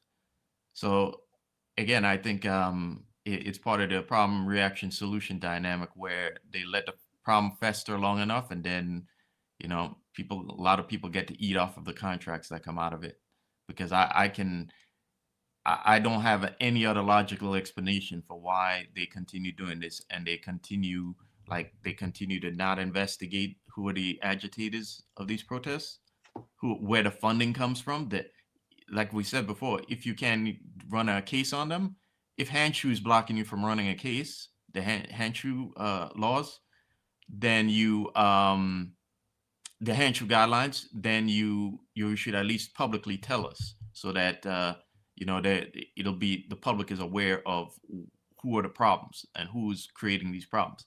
But they're not doing that either. So there has to be an explanation for that. And that's the only one I could think of. Yeah, listen, that part of her speech is just total bullshit. I mean, she's we saw the oxymoron right there. She's talking about enforcement and the threats of terrorism that are going on in New York City, especially with the West Africans. She showed the legal vendors that are happening right there. And what do we know? Illegal vending is tied to terrorism, right? That's and peddler enforcement by the NYPD is a unit called peddler enforcement. The reason why for peddler enforcement is it appears to be a small scale crime, right? Not faked and fake goods. But behind fake goods is a lot of money that's funded through terrorism, which is why the NYPD has got involved in peddler enforcement. And peddler enforcement, these observations are supposed to be reported to the JTTF, but who they also should be reported to, and they were before former Mayor Bill de Blasio, that was ICE, which was before INS, right? So I think that there's a major problem and a major gap. And I believe that the key to public safety is communication, collaboration, coordination amongst all agencies, right? She says it herself in that speech. She said the NYPD should not be working in silo, which is why she has all these specialized units working on the same thing and collaborating, communicate information on their investigation. Well, the same should go with various agencies. The NYPD should not have any agencies off base. All agencies should be cooperating information. Should be the Parks Department, should be ICE, should be JTTF, any agency, federal, local, municipal, state. The more information, the more communication, the better. So this is just an outright lie. Now, when we talk about civil immigration and criminal immigration, they're completely different, right? So criminal, what she's actually referring to criminal immigration, right? If someone is in this country illegally and they're part of human trafficking, or which is what a lot of these illegal military age males are part of, right, from Trinidad and Tobago. But when she talks about the Africans that are here illegally, a good majority of them are part of a fraudulent scheme, right? A lot of credit card fraud, a lot of fake registration, fake plates, insurance scams. That is criminal immigration. That's not civil enforcement. If they're here illegally and committing crimes, well, that requires a response of detaining and apprehensions and investigations, and that requires a response of collaboration. That is criminal immigration enforcement, not civil. Yeah, it goes hand in hand. You know, how do we know? Why'd you stay over your visa? Why are you not here? Why'd you enter the country illegally? We don't know. We're just gonna pretend like all these people are here for a better life. I mean, I'm sorry, I don't buy it. You know, she has plenty of locked doors and security guards in the places where she lives. I think that the residents deserve the same. So, you know, so I mean, anything else you think we missed on the state of the NYPD Unfiltered? I think we basically covered the whole thing. I mean, I think, you know, just to sum it up, I think the NYPD state of 2026 State of the Union really is this is the perfect picture. It's a dumpster fire because I don't think any of the real issues were addressed. I think, you know, I don't think this helps retaining officers. I don't think this helps recruiting officers. I don't think it really addresses any of the core problems in the NYPD currently or in law enforcement currently.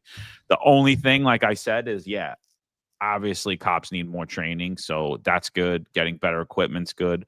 But on the face of it, this all was just selling to the ritzy and the fancy people on how great a job the New York City Police Department's doing, how great a job Jessica Tisch is doing. And it's really just painting a white brush over all of the problem in the New York City Police Department.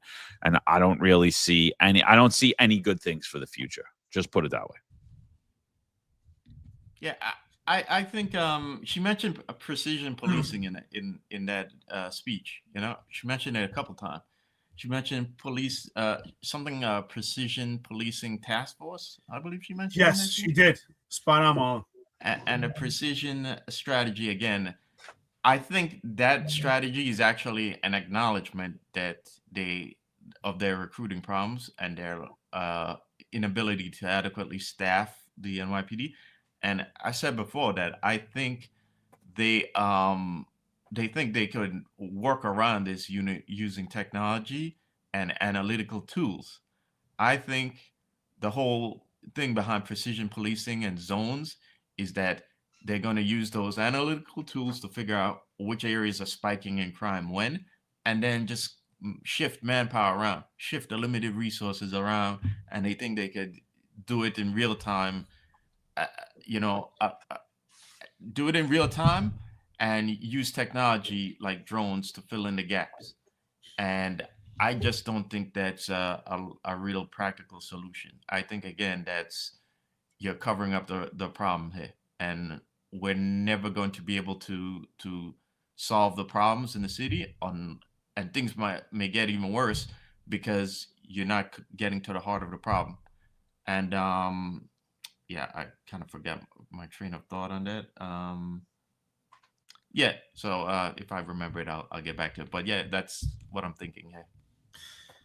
Well, to me, here's the real test, right? If you're an NYPD patrol cop after Jessica Tisch's speech, does your day change any different tomorrow than it did the day before? After that speech, does anything change? Think about it. You're in Sector Adam in the 4-6 precinct, right? And the reason why I brought up the 4-6 precinct is because the Bronx is being divided into two boroughs. But you're a Sector Adam in the 4-6 precinct. After the speech that Jessica Tisch just provided, does your day change? Does anything change for you? No. You still get your deployment from your supervisors. Nothing's changed. She's the queen of rebrand. You still have the same uniform.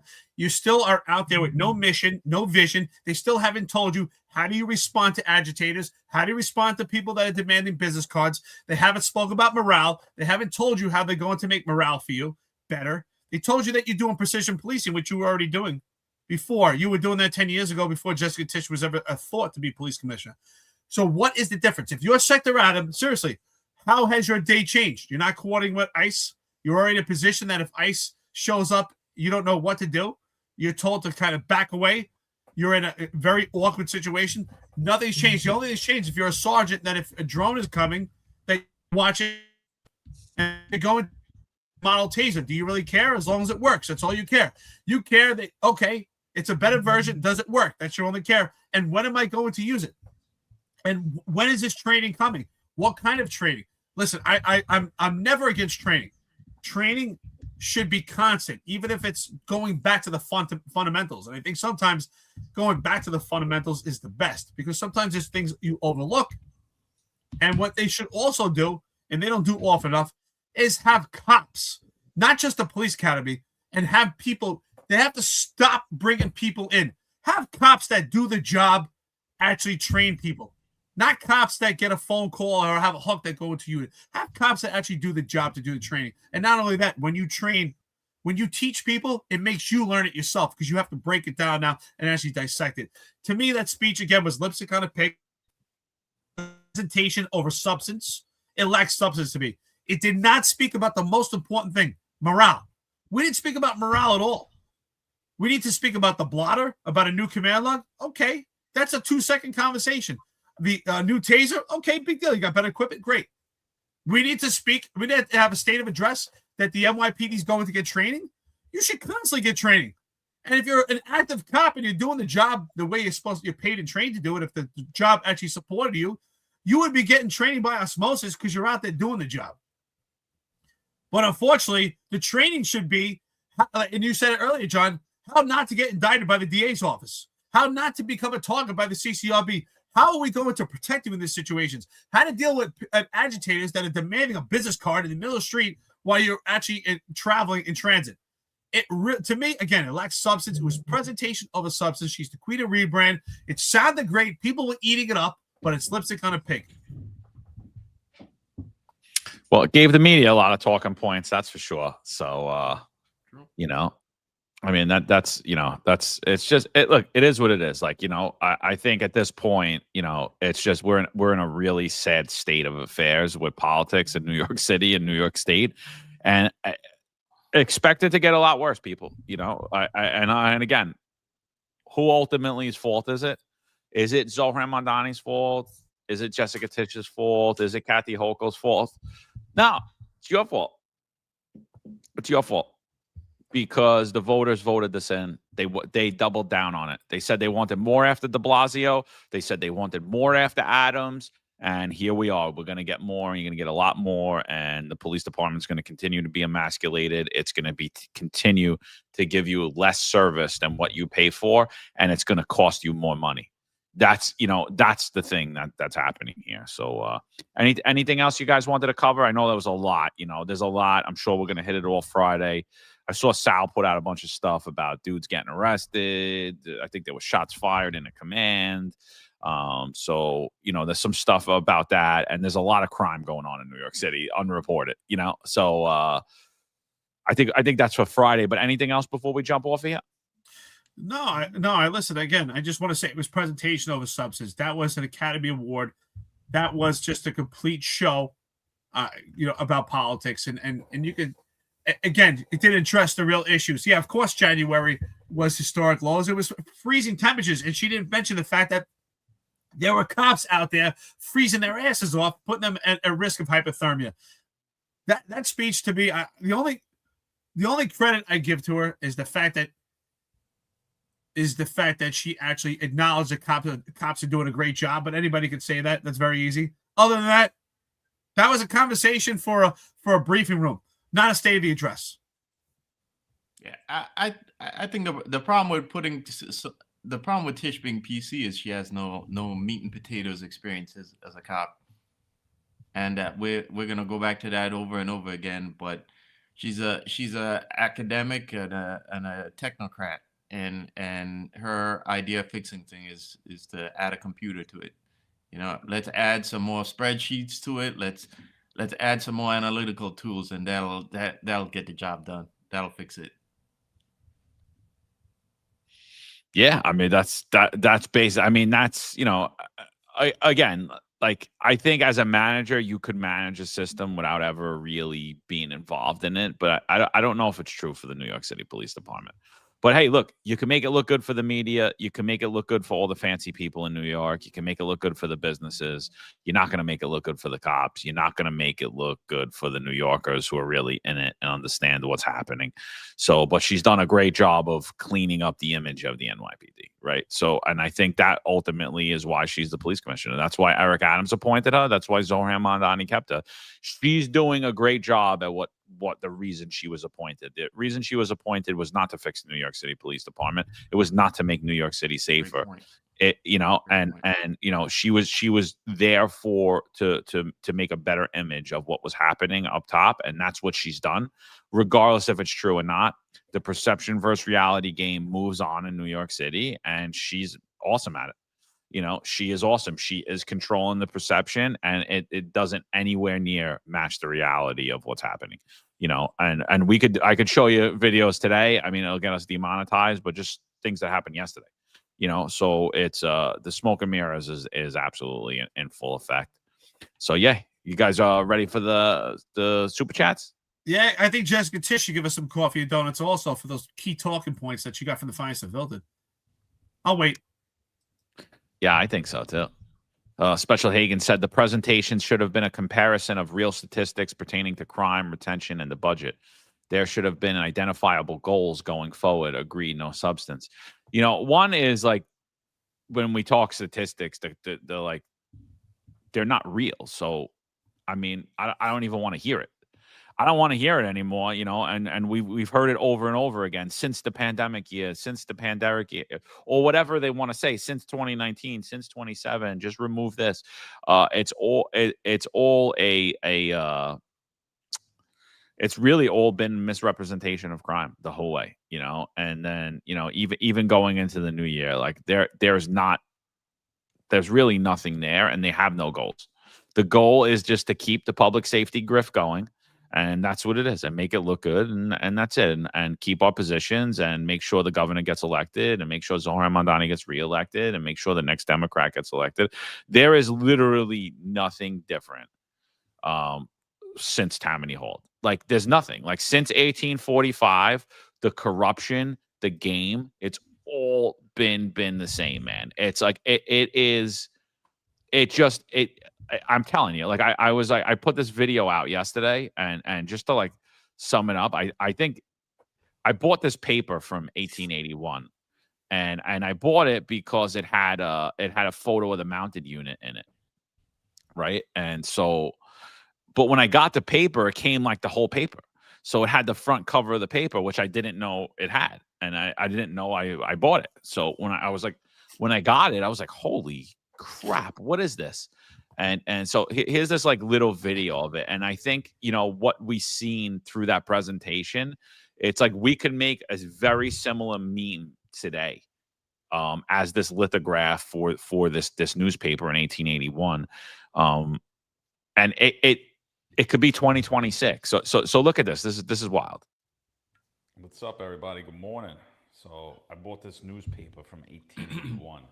I bought it for the NYPD mounted unit. It was like a nice little cutout. I thought it was cool. I was going to frame it and put it in the podcast studio. But then when I got the paper, I got the front cover as well.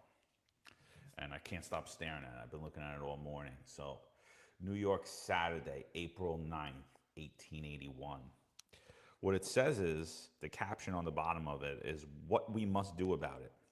Citizen Hercules make a clean sweep of the dirt and the cause. So what are you looking at?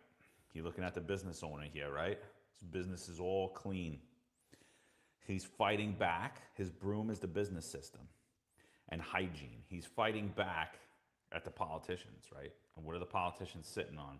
They're sitting on their political system spoils. And where are they turning out of? A bar, right? You have the Department of Health, you have the political club, and what do the police do? They're solely not paying attention to all of the political corruption that's occurring right behind them, turning out of the bar with the politicians, all the grift and the graft and the corruption, and who are they looking at? They're looking at the business owner. And if you look closely, if you look on the floor right here, you could see canned fever, broken, right? Really crazy, man. 150 years ago, it's literally the same system that's occurring in New York City today. So I think I'm going to go from, instead of framing the mounted, I think I'm going to frame this, because this is just a wild photo, man. So yeah. So and so what was happening at that time, and then, you know, it gets even really crazier because you see all the garbage piled up on the streets in New York City, right? And we know that like sanitation keeps you healthy, right? It keeps, especially in cities, right? It keeps all of these diseases out. And so at this time in 1881, the major complaint was that there was garbage all over the streets. And why was there garbage and disease all over the streets? It was because of all the political corruption. The money that was being spent to clean the streets was going to these NGOs, like not really NGOs, but what we call NGOs today. And they were supposed to clean the streets, and basically they were just getting rich off of it, and people were dying from disease, and they were living in squalor and filth. And like, what's changed? What's changed? And like, who is the cop looking at? They're looking at the business owner. They're looking at the everyday Joe. Then they're certainly not looking at the criminals, and they're certainly not looking at the political corruption. And they're sitting there telling, no, everything's great. That could be juju right there, sitting on the light pole, right? Like, nah, everything's good, bro. Don't worry about it. Don't worry about your streets are dirty. It's cleaner than they ever been. John, I gotta say, Johnny Drama's got the best comment I've heard in a long time. Ready for this one? Yeah. I can't put my volume up. No one can know I watch this podcast. Johnny Drama too. Yeah, that's great. Yeah. Headphones, Johnny. Just put one in one ear. Yeah. Well, I don't know where you are, if you're in the squad or whatever. Just put one in one ear. Yeah. That's hilarious. Yeah, but I think this cartoon is spot on. I think one of the problems with like the Western world now is that our elites just want to get rich at our expense, when they should realize that at a certain point, the fact that the living conditions for the rest of us is getting worse is going to impact their own businesses. Because would anybody be questioning the drones if Tisch came out and she said, you know what, those finest guys make a lot of good points. Hey, we're going to do a top-down renovation, and we're going to get to these things first. Would anybody have a problem with drones? No, we're not Luddites. We're not saying that technology is bad, but we're saying we got to fix the meat and potatoes first before you get to the new fancy, tools. And you need to be more transparent with how you use those fancy tools with the public. But instead, they want to get the cart before the horse, and that's how we get to that cartoon where they're living well, but there's squalor around the peasants. Eventually, conditions like that lead to revolutions, and that's why they need to like I keep saying, the West needs to wake up here. Hey, I just want to add this, by the way. Just want to add this. So I spoke to a bunch of cops in different boroughs that are anonymous, of course, and the commanding officers, they're back to being jewelers. Just want to let you know. So if you're a commander out there, you're not a jeweler unless you went to school to learn about jewelry. So apparently we're back to, how do we control crime? We're back to calling our commanders for every index crime. If it's 3 a.m, we got to call the commanders. Every commander is a jeweler again. Every commander can see robberies from their home while the cops are working, apparently. So that's how we control crime. So if you're a commander, you're out there doing that, and you're intimidating your lieutenants from reporting crime because they have to contact you about an index crime, think about what you're doing. It's hysterical. Yeah. So what are it's they know how much the diamonds cost. They're like, the diamond's 20 years old. Probably went down in price. They're all depreciation adjusters. It's 5 years old. It's kind of it's depreciated, so it's not really 1,000 anymore. It's about $9.99 and 99 cents. So, the one that bothers me a lot is the catalytic converter, where it's like they make that a misdemeanor, and I'm like, that is 100% a felony. That is if someone rips your catalytic converter out, and you could get a new catalytic converter and installed for under $1,000, please let me know where and how good of a job they did. Me too. I want to go there. I'd love to know. And that's just a dumb one. You know what I mean? That's like the stupidest one, but it like, you just see the highlight right there.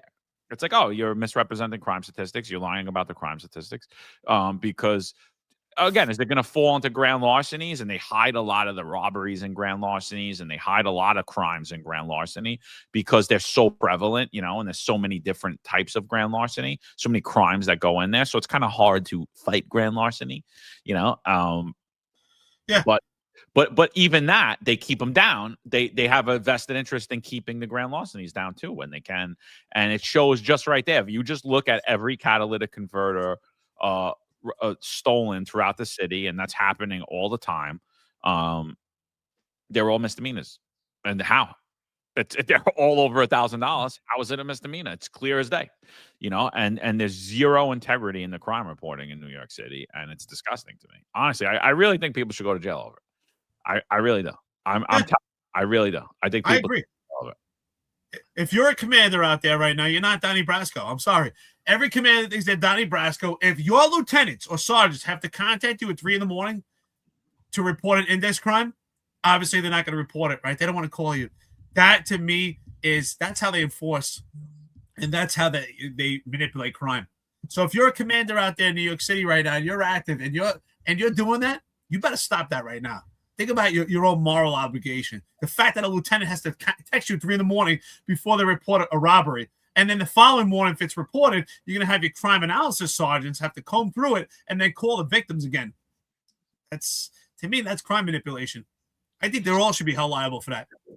I mean, look, what does their significant others think when they're getting a call at 3 o'clock in the morning and they're berating one of their guys who's working over a bullshit report?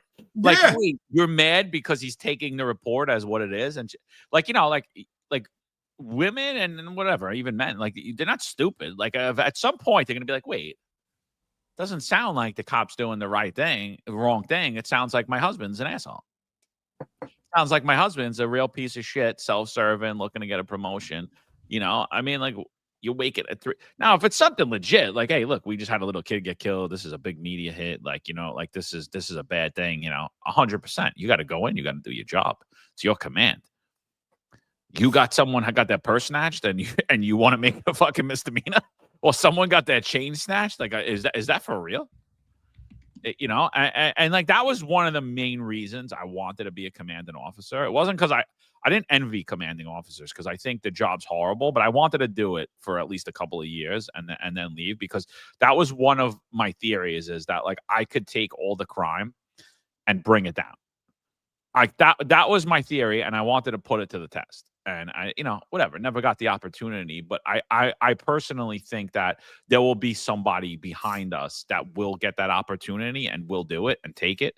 And I think it'll show how dumb and how lazy the New York City Police Department's been for the last 30 years. And I think when you actually do it properly, like if you put that work effort into your job of actually solving crime and getting the perpetrators as you did to misrepresenting the crime statistics, your command would look spotless, dude. Your command would look spotless, Yeah. Again, these commanders, you're not Donnie Brasco. All right. Donnie Brasco was a movie. You can't look at a piece of jewelry and go, oh, this is a Fugazi. You have no idea. And it's 2026. Good luck paying for anything under $1,000 right now. I don't know about you, John, and I know because we talk about this often. Same thing for you, Marlon. You go to Costco. Are you spending less than $700? Come on. You probably spend $1,000. If you go to your house, go to Costco, you're like, shit, I know what this bill's going to be. Am I right? Come on. Yeah, there's no way you could get any basic damage on your cars at least $1,000. 100%. Bumper damage, whatever. You're paying $1,000. Yeah. In 2026, it's like $180 an hour for labor, and then parts. Yeah, good luck. But that's okay. Every commander in New York City's Donnie Brasco. Oh, that's a Fugazi. Oh, it's 6 years old. Yeah, Oh, at 3 a.m, I don't know if that's really a robbery, or he stole his credit card, but did he use it? Stop. And then your crime analysis sergeant's calling in the morning after to call the victims? That's not kosher. No. But so, but who gets rewarded in the NYPD currently? In the current system in New York City, who excels? That guy excels. The guy that has no integrity, the guy that's full of shit, the guys that his cops hate him or her, that's the person that excels currently in the NYPD. The person with integrity, the person who actually cares what the problems the community is facing and is looking to fix them, not just change numbers, not just come up with these with this magical math to make things disappear or magical math. I like that. They are. Like those are the people that go ahead. Those are the people that are going to be chiefs on the department. And that guy or that girl that has actual integrity, that actually cares about the citizens of New York City, that actually wants to make that community a better place, they have no chance. They have no shot in hell. They will not last. They will be ridden till the day they can't take it anymore. How many grand lawsuit autos are unauthorized use? I'd like to know that. KB says it here. A catalytic converter replacement typically costs between $900 and $3,500 for parts and labor. Just for parts. Though prices can range from $200 for budget parts to over $5,000 for some luxury vehicles.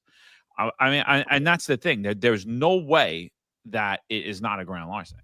And yet, if you look in the last 4 years, and you could forget about even 4 years. Go back. You know, it's been a real big issue these last 4 years. Catalytic converters getting stolen. It's all over. You know, my grandmother, my mother-in-law's on my mother-in-law's block. It's like a weekly occurrence that someone gets their catalytic converter ripped out. And it's always a misdemeanor if they even take the report at all. And all of these people are paying way over $1,000. And the thing that like bothers me, people are like, oh, what's the big deal? What's the big deal? It's not a big deal. It's not a big deal. Because that's what you're going to hear from the cops. Like, no, it's a big deal because you know what? You're not investigating that crime when you make it a misdemeanor. And so you're never bringing that person to account. And what happens? It just keeps happening, dude. And it gets worse and worse and worse. And it's money out of your pocket. You're not going to care until it's you, right? You're not going to care until it's your wife, until it's your mother-in-law, right? Or I don't care because I live on Long Island anyway. Then you know what? You shouldn't even be on the fucking job. You know, and that's the thing. Or you don't care because you live upstate. Then you know what? You're in the wrong profession. Go be a sheriff upstate. Go be a deputy upstate. Get out of New York City. You know, like this is where it all stems. You know, this is where all of the other problems stem from is that, and then the beating up of your own troops for being honest and having integrity and wanting to do the right thing and actually wanting to hold people accountable. Oh, you do that, you're no good. You might as well be with those unvaccinated guys on the Finest Unfiltered because you know it's like you have integrity. Oh, we can't have that in the New York City Police Department. No. John, you know. Brother Rob Lucash says it best. Rob Lucash, I love him, man. He says first training block under Tisch, how to properly appraise jewelry at depreciation cost, not purchase cost. Outstanding. Does that happen in the Diamond District? Yeah. You know what they should do from now on, John? Instead, if you're a sergeant out there, instead of calling your COs for index crimes, call them for every misdemeanor. Believe me, I think it'll stop real quick. If you had to call them for every misdemeanor, that's what we should do. Every commander, from now on, every misdemeanor, you should get a phone call. Your phones would ring all day. No, make that a felony. Then the crimes would actually be reported properly. Because your phone wouldn't stop. Yeah. Hood Mayor says the city needs a torrential rain right now. No, Hood Mayor, they don't. You know, the South Bronx doesn't need it right now, okay? Okay, because anytime it rains, the South Bronx, 41, 40, 44, 45, there are parts, those certain neighborhoods are underwater, so we don't need it. By the way, I hope South Bronx gets some aquatic vehicles in there, you know? So whichever poor sucker has to be the chief of the Patrol Borough Bronx South, better get some boats in there too, yeah? Some small boats.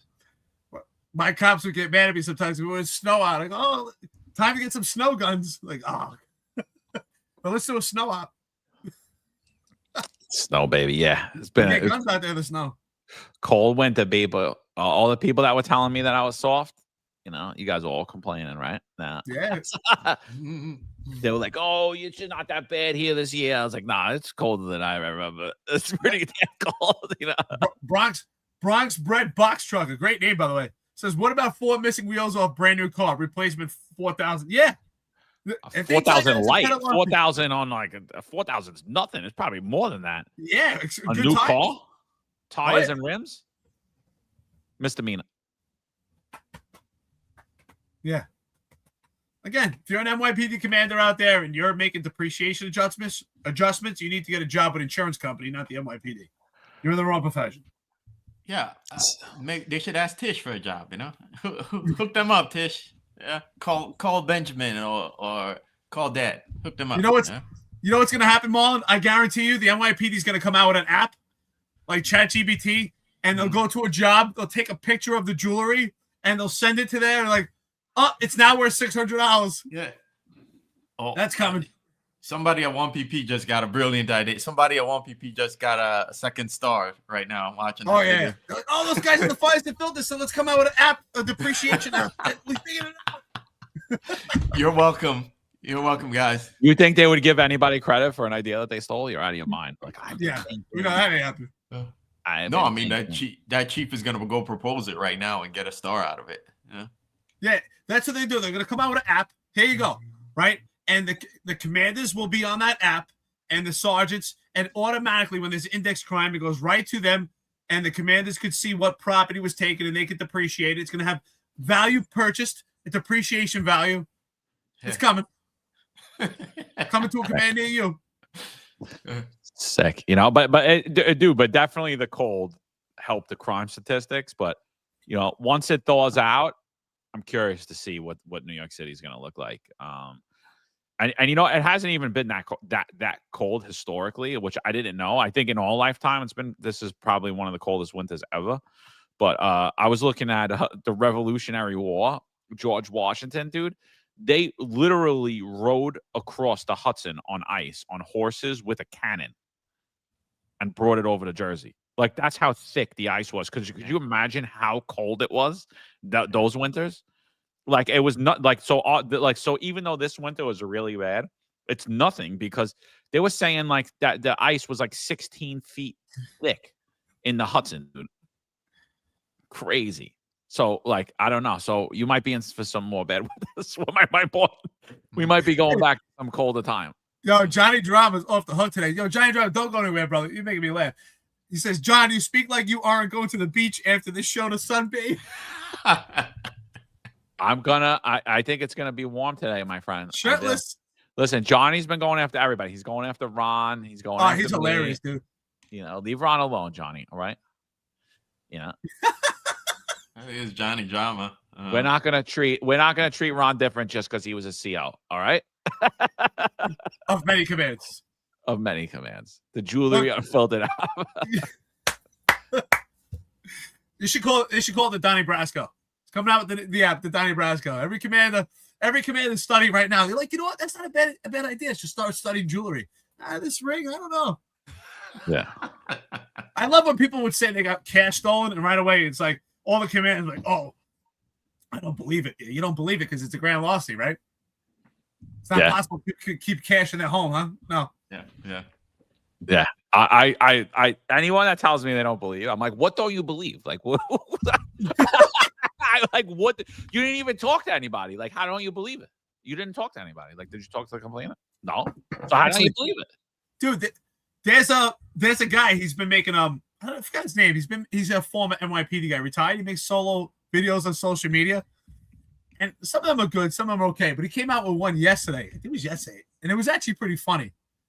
And he said, watch out for those arrogant executives when they need a favor. He said they come up to, hey, big guy, blah, blah, blah, blah, blah. Yeah, when you hear big guy, that means you're about to downgrade a crime for them or something. I was like, this guy's spot on, man. I forgot his name. If anybody knows his name, let me know. It was actually pretty good. You know what I'm talking about, John? I do. I don't know his name, but I think his handles purpose over pension. Purpose over pension. Yeah.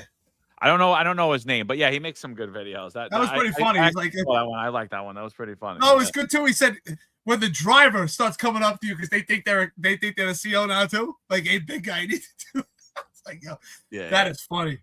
Yeah, that was funny. Yeah. All right. Let's go to the super chats and let's wrap it up for the day. 2 hours, 22 minutes. Thanks everybody for being here. I'm not sure. We went down on LinkedIn today. I don't know what the hell's going on with X. Like my ex, the last two episodes with a 10-4 Tavern last night. They had Vernon Gebert on, and then they went back and forth on the Guthrie case and a lot of other different investigations. Thought that was good. But for some reason, they don't show up in the X timeline at all. I don't know where these shows are going. They're like going out into space. I don't know what happened. I don't know where they are. Even today, this episode right now, it's not. If you go on my X, it's not there. I don't know where it is. That's true. So weird stuff going on. So it is what it is. Not the first time, ain't gonna be the last, so whatever. Hey, where was Kathy Hochul, man? She wasn't at the State of the Address, by the way. Where the hell was she? Oh, she was busy. Kathy. Oh, she had something to do. Okay. She was busy, she was probably hanging out with her opponents, figuring out like what she's gonna do in her next term. Maybe the unions took her out for breakfast. Who knows? So all right, let's do it. So Joe Mango, $50. Thank you, brother. Appreciate it. He says, Lieutenant Macari, you are absolutely right. That could maybe be Juju on the cover because he's definitely not photogenic in the pics on the internet. No, you don't like how he does himself. Wasn't he a singer too? Didn't he like sing? He's a handsome fella. Is he an actor or is he a singer and an actor and an author and a professor and the smartest NYPD cop? I think he was sang too. I could have swore I saw a music video with him too. I thought he was a handsome guy. Thought he was the prettiest man I ever saw. Not like a man being pretty, huh? Yeah. So anyway, thanks, Joe. Have a good day, brother. Coffee donuts. The Smith baby. Tish spent her opening statement kissing up to Letitia James, thanking her. That should say all you need to know. 311 back in the day was handled right. So, yeah, that was one point we missed, definitely. She definitely kissed Letitia James's ass, right? Yes. And that does tell you everything you need to know, right? Like, because it's all the shit that Letitia James did. It's fine. It's great. It's all aligned with public safety, So, Tammany Hall, baby, never left, dude. I'm telling you, never left. 1881. Pio Affronte, present for duty, gentlemen. Good morning, all. And then Pio Affronte again, 516 Diecast. Happy midweek, all. Appreciate, respect you all. Thanks, peoples. Listen, we appreciate it. We appreciate everybody being on here today. Oh, someone just said his name. I just scrolled right past it. Lenny Bradley is the kid's name that runs that thing. Lenny Bradley. That's the purpose over pension, dude. Shout out to you, Lenny. Good video, brother. Yeah. Yo, contact us. We'll bring you on here, dude. I think you'll make us laugh a little bit. Yeah. So, all right, peoples. All right, let's wrap it up. You guys got anything? Yeah, let's do the coffee and donuts. That's it. We're done. That's it? Oh, okay. All right. Got me. Yeah, that's it for me. Don't be hating on us, Skydio CEO. I know you're going to be watching John's LinkedIn later on again. Don't hate on us. We're not trying to knock your hustle, okay? We're just saying, if you fix the other stuff, less people will get upset with your hustle. Okay. I think he's just a fan of the show, personally. I think they should sponsor. I think Skydio should sponsor the Finest Unfiltered. That's what I think. I think they should. Especially, it's not just the CEO that watches it either. Like, they literally just poached an NYPD inspector too. That also is a big fan of my LinkedIn as well. So, you guys should reach out. We'll put your videos up. We're not against technology here. Same thing for you guys in Axon that are very curious about what's happening at the Finance Unfiltered. We're big fans of it. I like the translation on the body camera too.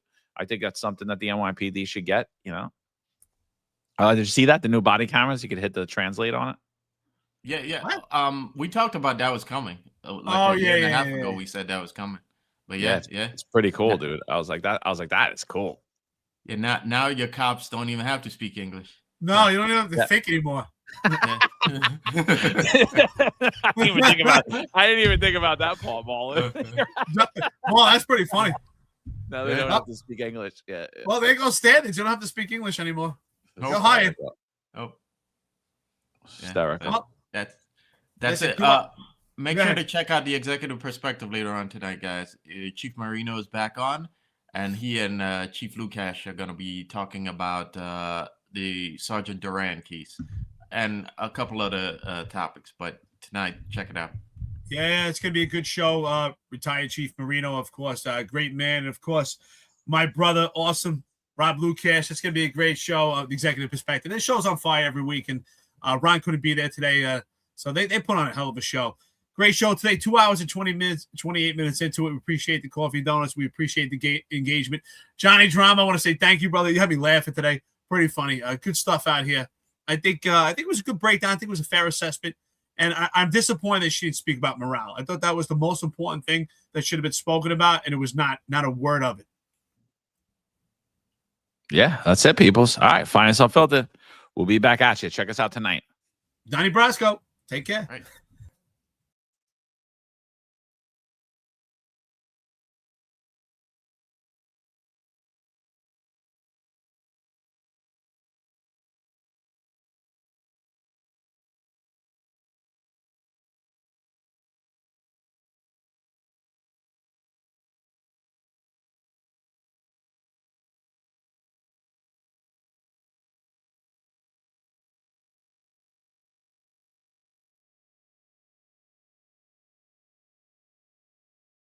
There's a handful of retired officers that don't live in the state that have a lot to say about the dream team, as I like to call it. All of a sudden, they retire and have a master plan on how to fight crime, but nothing to contribute when they were here. They want to come back and be part of the dream team. What can I say?